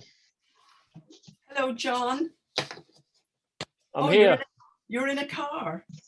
Yeah, novel, very novel. Yes, it is indeed.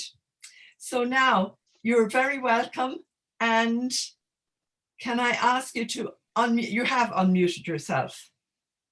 How are you this evening? I'm very well, thank you. Yeah. Good.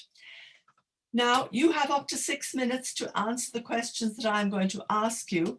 And during that 6 minutes, at any time, you can stop me and say, I would like to make a personal statement. You can make it right at the beginning. You can wait until the end. You just want to make sure that you don't wait too long.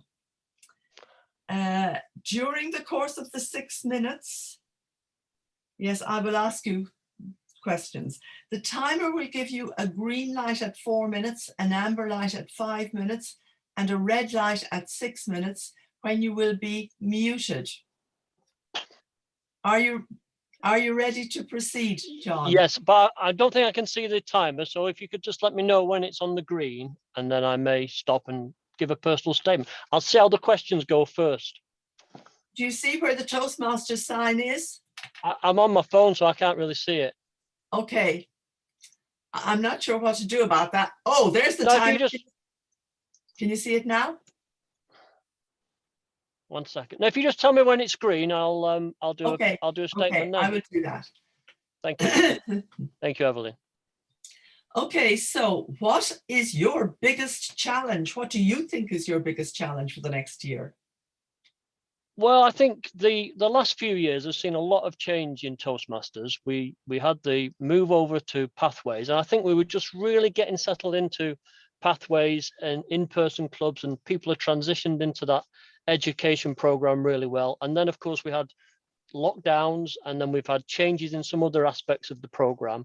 So I think the challenge this coming year is really to make sure all the clubs understand where we are as Toastmasters, what the vision of the district is, what the vision of Toastmasters is, and how that can be incorporated into club level. So I think yeah. Okay. What innovative approaches will you bring to the role? Oh, well, I think that my working life means that I have an opportunity to travel quite extensively. So I'm hoping that if I'm successful in the role, that I will get the chance to see people face to face when we get back to face to face, and spend more time, or a significant amount of time, at club level supporting the area directors. Because I think communication as we move back into in-person meetings is going to be so much more important. At the moment, it's we've got email, we've got Zoom. As we drift away from that back into our normal, I think there's many Toastmasters that have joined in the last 2 years that perhaps have not had the same grounding and the same experience as some of us more long-established members have. And so the transition may be a little bit more difficult than might otherwise have been the case. Yes, indeed it might. So what do you think is the most important role for the division director? I think the division director has two critical roles. The first one is to ensure that the district vision and mission is understood, and support members that want to strive for growing clubs, bringing Toastmasters to a wider audience. So I think that is the first important aspect of the division director's role. And I think secondly, it's about fostering fellowship across the areas, across the division, and maintain it across the district. This year, I think District 71 in particular has been very successful in bringing the district together through the fact that we're meeting online. We've had lots of activities that have really fostered that spirit of fellowship within D71. And I think as we drift back into in-person meetings, it's really important to try and maintain that momentum. And I think the division directors have a critical role to play in that. Thank you. How do you suggest we might bring Toastmasters to a wider audience? Well, I think there are a number of areas. If we look at community clubs, I think some areas have real opportunities to extend the community club network. There's lots of Toastmasters that I maybe feel a little bit frustrated having their wings clipped in having to be on Zoom and not having that in-person experience. So I think I'm hoping there's lots of Toastmasters that are really chomping at the bit to get out there and expand the Toastmaster message within their local areas and division. And I think also the corporate clubs, there's lots of opportunities throughout District 71 to identify corporations and businesses where corporate clubs can be a big benefit to their employers and employees. For example, in my home club, we've got members in that. I need to interrupt you to tell you the green light is on. Do you want to make your statement now? No, I'll tell you what, let's go on with the question. I'm enjoying the questioning so much. Okay, continue with the question. Or you want a new question? No, you ask me the next question, Evelyn. Okay, I'll ask you the next question. Who was the person who encouraged you the most since you joined Toastmasters? Wow, well, I mean, that is a difficult question because why is it a difficult question for me? Not because nobody's encouraged me or nobody's given me support, but because I've met and worked with so many interesting people and people with, let's say, contrasting approaches to leadership and communication. So if I just simply reflect on the division directors in my own division over the last 3 years, people like Steve Campion, John Kendall, and Vinette, I think, 3 completely different approaches, 3 completely different personalities, but each enhancing my Toastmaster experience and showing me how to lead and communicate better. So no one person is the simple answer. Okay, but lots of people. Lots of people, yeah. That's what I think. That's what Toastmasters is all about. Well, John, thank you very much for coming to talk to us this afternoon. And now let's give a big round of applause for John Alsop. Thank you, Evelyn. Our next candidate is from Division J, and that is Alan Tracy. Hello, Alan. Can you hear me? I can hear you perfectly, Evelyn. Thank you very much. Thank Good you. evening And to I you. can hear you and I can see you. Can you see the timer? I can see the timer. It doesn't appear to have his camera on. Well, as long he will. I can see the camera. Yeah. Yeah. Okay, that's fine. Yeah, there's his green light. Alan, you have a maximum of 6 minutes to answer the questions that I'm going to ask you. And during that 6 minutes, you can also make a personal statement. Anytime you like, you can do it at the beginning, you can wait till the end, or you can interrupt me and say you want to do it now. If you leave it till the end, just make sure you have enough time. The timer will give you a green light at 4 minutes, an amber light at 5 minutes, and a red light at 6 minutes when you will be muted. Okay. So are you willing to proceed? I am willing to proceed. In Thank your you. capable hands, Evelyn. You're in my capable hands. I hope you are. Alan, what leadership skills and experience can you bring to this role?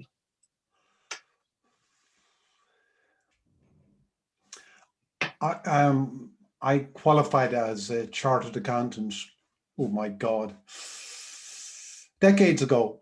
And so very quickly was put into a leadership role in the corporate world. I was financial controller for a large private hospital. And so therefore I had responsibility for the finance team and HR and a few others. So I've always been part of large teams, even training you. So, and I've actually taken part as team leader in quite a number of not-for-profit organizations, including Toastmasters at area and division level, including St. Vincent de Paul. I'm involved at the regional level, and including a little charity that I'm involved with. I'm actually the chairman of that. So it's actually pulling groups together. So I'm well used to that, Evelyn. Okay. Who was the most influential person you met on your Toastmasters journey? I would have to say that there was no one individual, but there have been a number of discrete individuals. Actually, quite a number of them have passed away. It's been remarkable to me that whereas nobody actually set out to mentor me, they became mentors to me, if you take my point. They weren't officially mentors, but they took a care about me, about how I was progressing, whether I was challenging myself, moving things along. And David was the first. He was one of the founder members of Society Toastmasters. You would probably remember Sean O'Brien, that more recently. And actually even more recently than that would be Philip Kinpani, that if I sat resting on my laurels, Philip would be the one who would whisper in my ear, "You need to challenge yourself, young man." Well, of course, he'd be much more eloquent than that, but that's what it comes down to. So there have been a number. There have been a number. Okay. Alan, how can we encourage maybe discontented members or members that perceive something as a difficulty to speak up and let us know what they think about things? Well, first and foremost, you actually have to ask, and you have to ask in such a way that you're not looking for a row, you're not looking for problems. But if you ask a question very, very simply, can I ask you what's going particularly well for you in Toastmasters? Okay, what else? What else? What else? What are the particularly challenging areas? What are the areas we should focus on and improve? Now, you can't set out doing that unless you have a commitment to follow through. And I think there's a tremendous opportunity to do this at division level, working either with the area governors or indeed with the other division governors, that sort of idea. So I first and foremost set out what it is that you're trying to achieve. Second, communicate with the people. Third, actually collect the data, and four, act upon it. Sounds simple, but it doesn't mean it's easy, Evelyn. Everything sounds simple until you try and do it. So, did I ask you how you were going to support the area directors?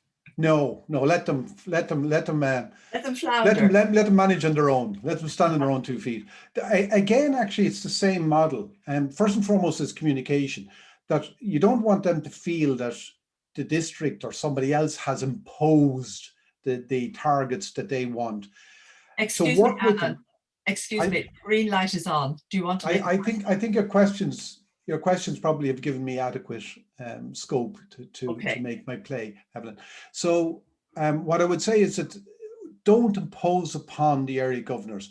Make sure that they have had an opportunity to develop their own plans and projections for the area, and then work with them to make that happen. But actually work with them, and that's regular communication and holding them accountable. So clarity, focused action, accountability, that would be my model.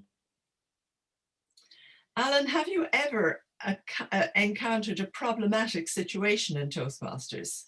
And if so, how did you handle it? Yeah, we did actually. We a couple of problematic situations. The one that comes to mind was where an individual leveled an allegation about bullying and sexual harassment. So what we did is we got 3 good people in the club to deal with it and to deal with the person. It was all dealt with very quietly and very professionally, and it was moved on and moved away and resolved to the satisfaction of the person who raised the issue in the first instance.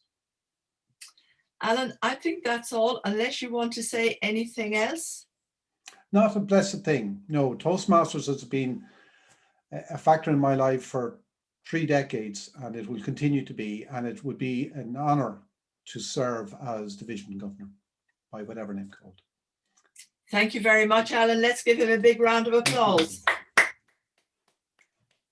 Thank you, Evelyn. Stay well.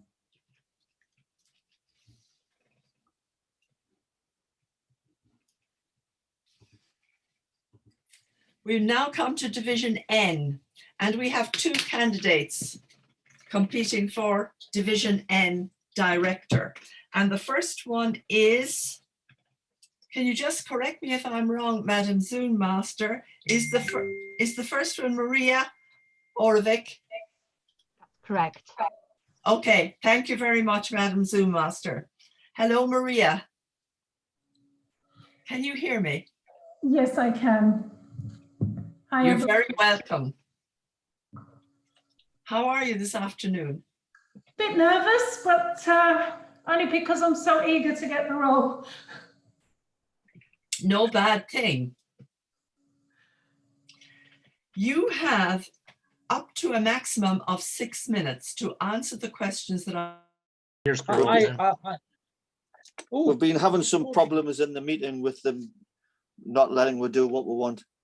Right, we're being Oh, now recorded, the it host asked us seems. to start my video. All right, we've got it. Okay. Oh, yeah, now it says I cannot start it. Dear me. I I'm started making my mine. mind up. Today could have gone better for me. I Brian, lost you're my all job this morning. you're all good. You all have your videos on there. Okay. Yeah, I'm on now. I can see it. Yeah. Yeah, we're being recorded. I said today could have gone. I think the greatest challenge clubs have, as excited as they are about going back to the old normal or a hybrid of that, it's getting back the members that left because they were sick of online meetings during the day. They didn't like being online. They wanted to be face to face. It's capturing those numbers back to us. And it's existing in the new way where some people have developed further in pathways and accepting of pathways and growing and knowing it can be part of your life, and those that have lost a year. And on top of that, looking at your area and how it's changed in terms of the demographics of where you live and your club is, and how you can bring in new members. And it's gelling all that and making it work and building something great. With all the aspirations that have been talked about so far tonight, some of this hasn't been mentioned, and I think it's a wonderful opportunity, but it's also a great challenge. Thank you. How do you envisage supporting the area directors in their roles? I'm currently an area director myself, and I have to admit, when I took the role, I had no idea about the district handbook or anything the area director did. I was VPE, president, VPPR before that. President was the role I did last. I didn't know area council existed. I didn't know a lot of the things that I learned picking up the manuals when I took that role on. But what I also learned was we worked as a group. My current area director keeps us all informed, reminds us of how to do things. And I've always done that because I like to plan programs and look at what's ahead, even when I was president. So I've done that with my clubs. It's getting to know them. It's getting them to understand the things that are really important to bring success and to get them to work with their clubs and ask the right questions and be there. When they need an answer, find out for them. That's really important because all that funnels down to the success of your division. So, what leadership skills and experience can you bring to the role? Well, I mentioned earlier in Toastmasters, I did VPPR, VP Education, the big role, and the year it started with Pathways, and president. And I thought really it couldn't get much wider, and I thought I understood a lot. And when I took it to the next level of AD, that's really when I started building strategic skills at Toastmasters.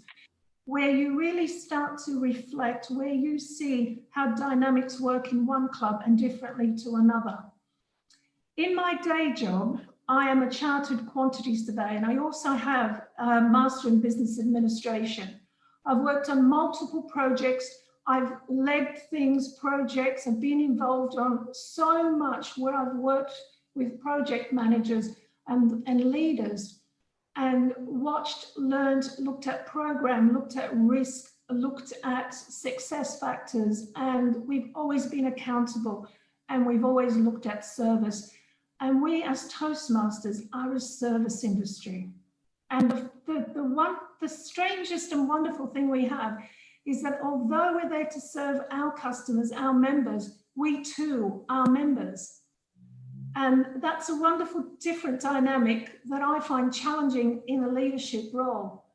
And excuse me, Mary, the green light has gone on if you want to make a personal statement.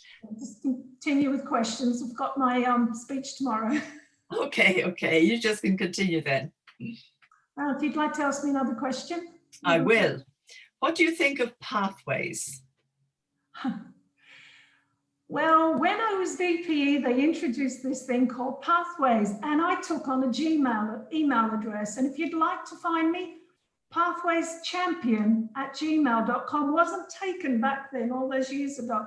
And I have championed it ever since. At the last club officer training, when our division director got all the ADs and said, what do the clubs want? Because they came back and said, we want to set club officer training, I took on Pathways. I surveyed and found out some of the things that I picked up, trends from talking to my clubs and going to so many club meetings over this virtual year was actually true. We secretly surveyed, nobody knows, do you understand this, VPEs? Do the rest of you understand that? And that's a passion of mine, to make sure that people are ready and skilled and actually have the tools to succeed with their club, because I'm a big Pathways champion. And I've taken some of those higher level into club learning and development and those big projects, and I've loved it. I really, really do champion it. Thank you very much, Mary. Unless there's anything else you want to say, I think that's all for me. Just that I'm very passionate about the role, and I'll do my very best, and I'll take all my learning with me, and just really want us to be President's Distinguished Division first again next year. Thank you. Thank you very much. Let's give her a big round of applause.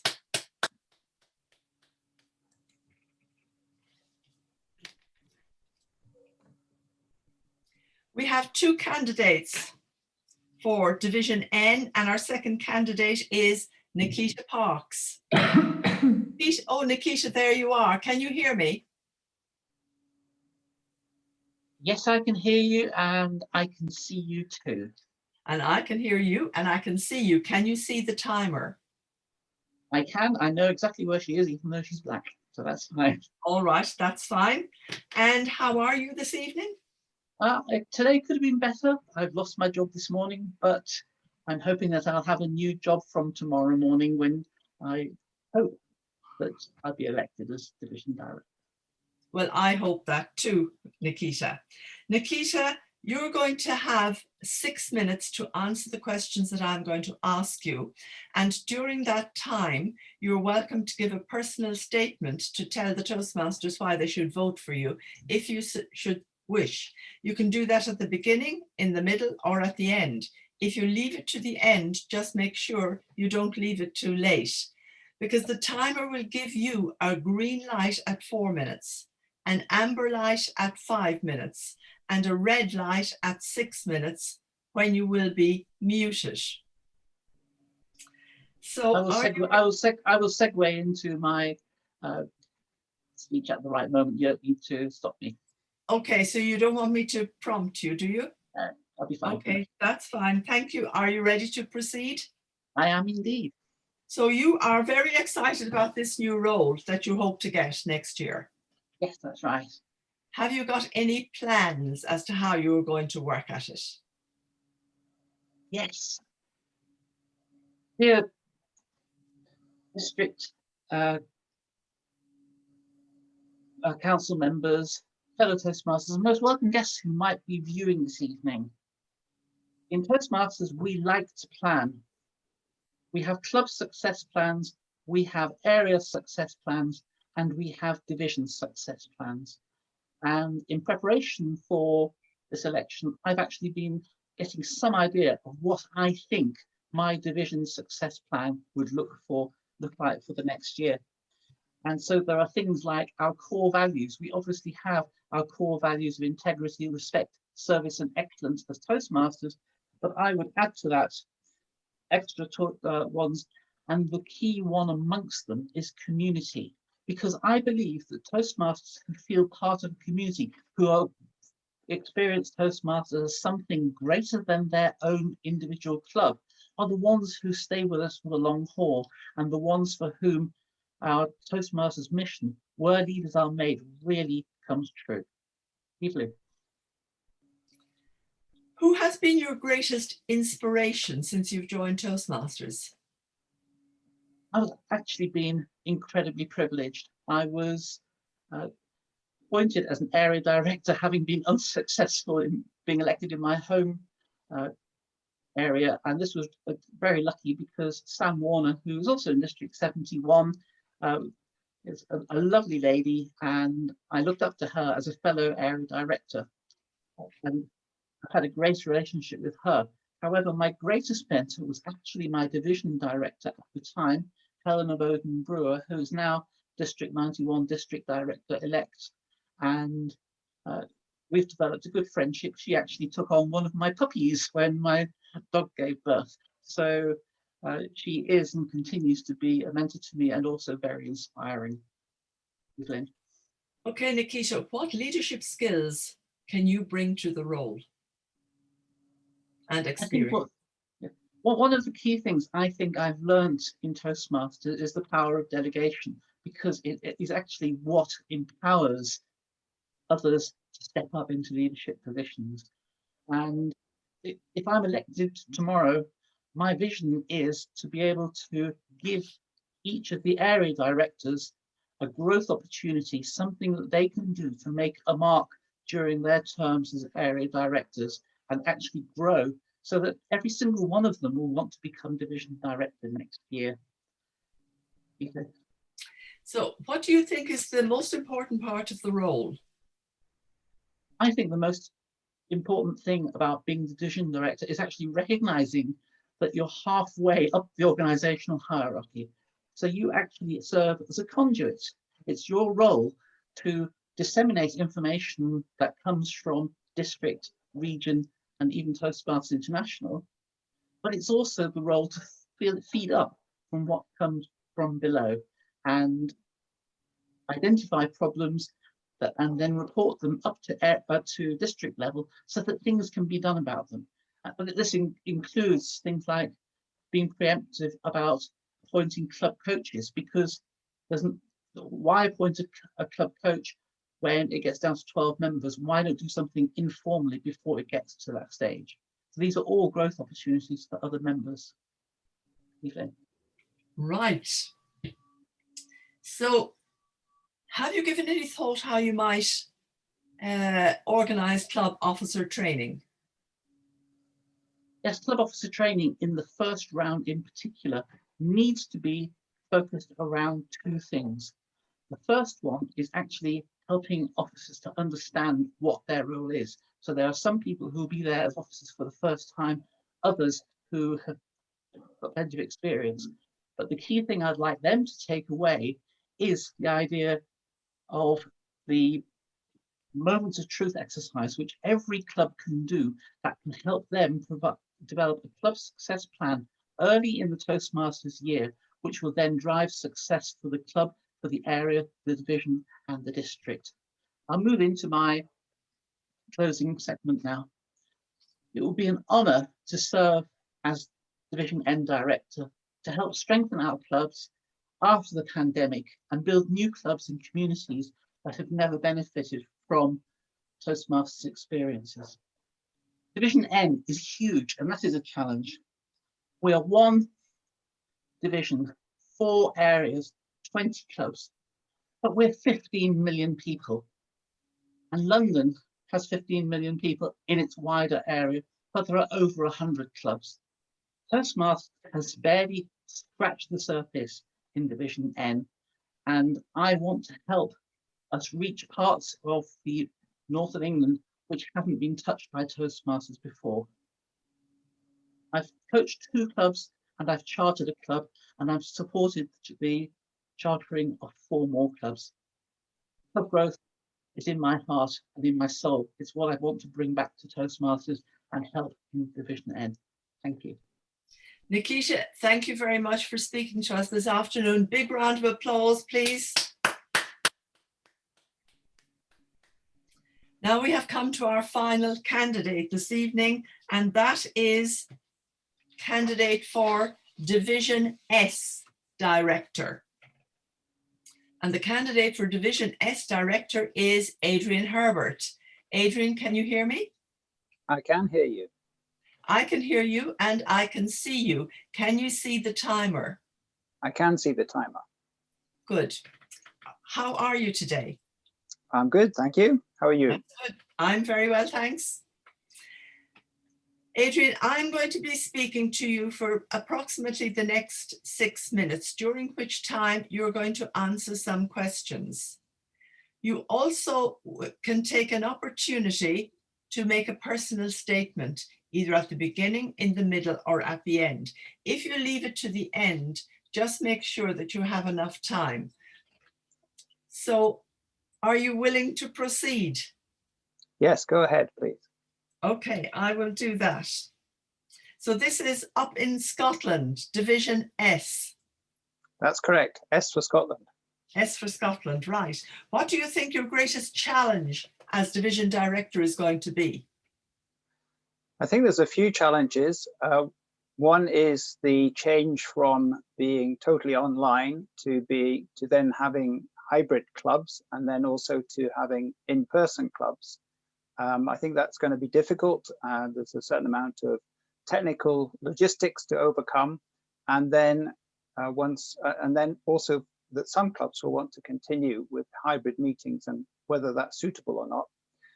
The other big challenge is to recruit new members into Toastmasters. I've been very fortunate this year that our corporate community club, if I can call it that, has recruited 14 people this year from a variety of different methods, some through our corporate club, both within Edinburgh, but also within London and in Ireland. So we've gone international, and also through encouraging people who've made an application to find out some more information about our club through Toastmasters International, sending us an email. We have a policy that we reply on those emails within 48 hours and encourage them to come along to a meeting. I think one of the things that has been encouraging is that virtually everybody who's come along has enjoyed the meetings. And I think that's a very important part of Toastmasters. You've got to have fun. It's got to be exciting. It's got to make you laugh. And this is something that my club certainly has.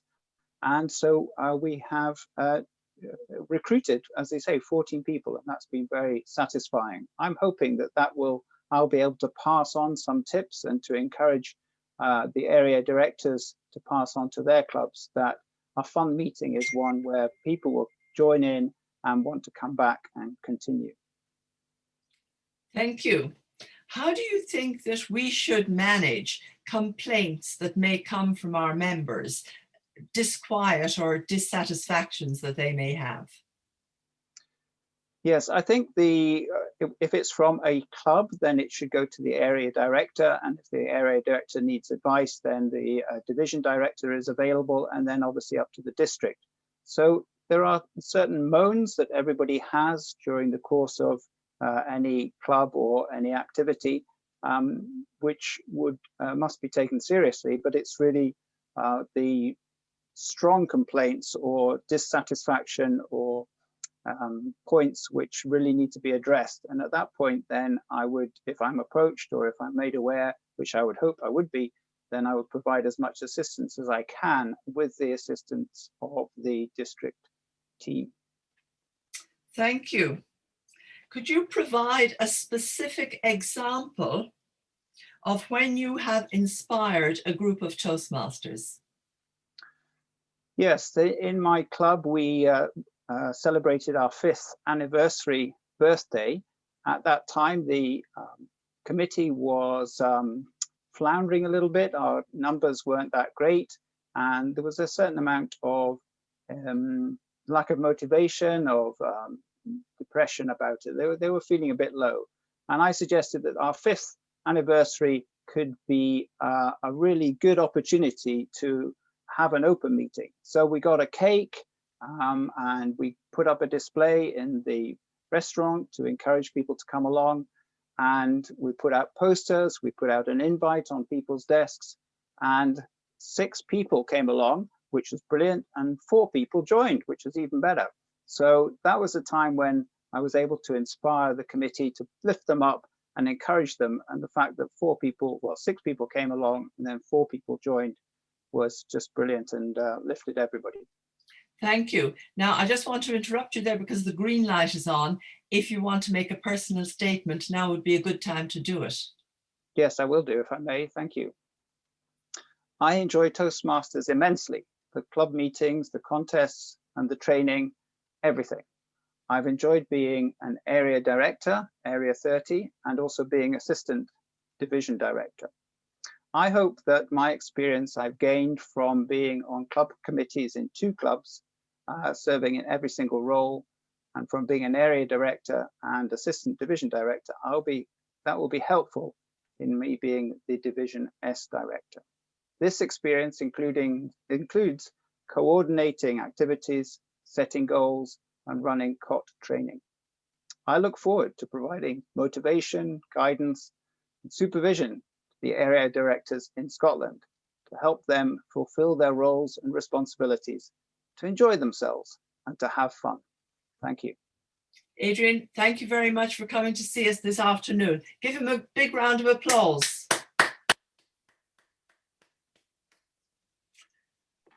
Thank you very much, ladies and gentlemen, and that concludes the candidates showcase. I would now like to hand you back to our district director, Jared Mannix. Thank you very, very much indeed, Evelyn. What a wonderful show you've put on. Thank you very much. Now, I would really invite everybody to turn on their cameras, turn on your sound, please. And let's give all the candidates a wonderful rouse of applause and a rousing well done, well done. My second port of call is to thank our 2 chair people. What wonderful jobs you did, calm as cucumbers, and made all the candidates feel so much at home and relaxed answering all those questions. So to John Mcfasdean, thank you very much. Evelyn Campani, thank you so much also. Well done indeed. Now we have the Zoom team led by Garrod and Benal. Thank you so much too. You're being geniuses, absolutely. I don't know where you get time to go to bed because you seem to be working morning, noon and night. But anyway, you're young and I'm getting older, so maybe that might be the different equation. So that also, all the other parts of the team are our timers. Liz Welch and Matty Behan. Garamila Mahagiv. Thank you very much, both of you. And also to our Sergeant at Arms, Billy Daly and Brian Brisbane. Thank you so much indeed, guys. It was wonderful. Now, we've just witnessed the first function of the weekend of our conference, of the District 71 conference. So I can tell you the caliber of all the candidates today, you know, that it will be very interesting what the outcome shall be, but we will wait on that, and it is for all the council members to do that job. So in other words, our meeting is concluding, and our next function is the opening ceremony, which starts in about a half an hour, less than a half an hour's time, 28 minutes time at 8 p.m. So get yourself a sandwich or whatever is convenient to eat for yourself and bring it along. And there's, after that, then There's one area, one district, and that's a Toastmaster meeting on Zoom, and that stays on for about just under 2 hours. So enjoy all the conference. We have a packed audience of different things and functions and speeches, workshops, etc., contests, you name it, it's here this weekend. So thank you very much to all involved. I wish you well. I wish you to enjoy the conference. Thank you very much. Good evening. See you later.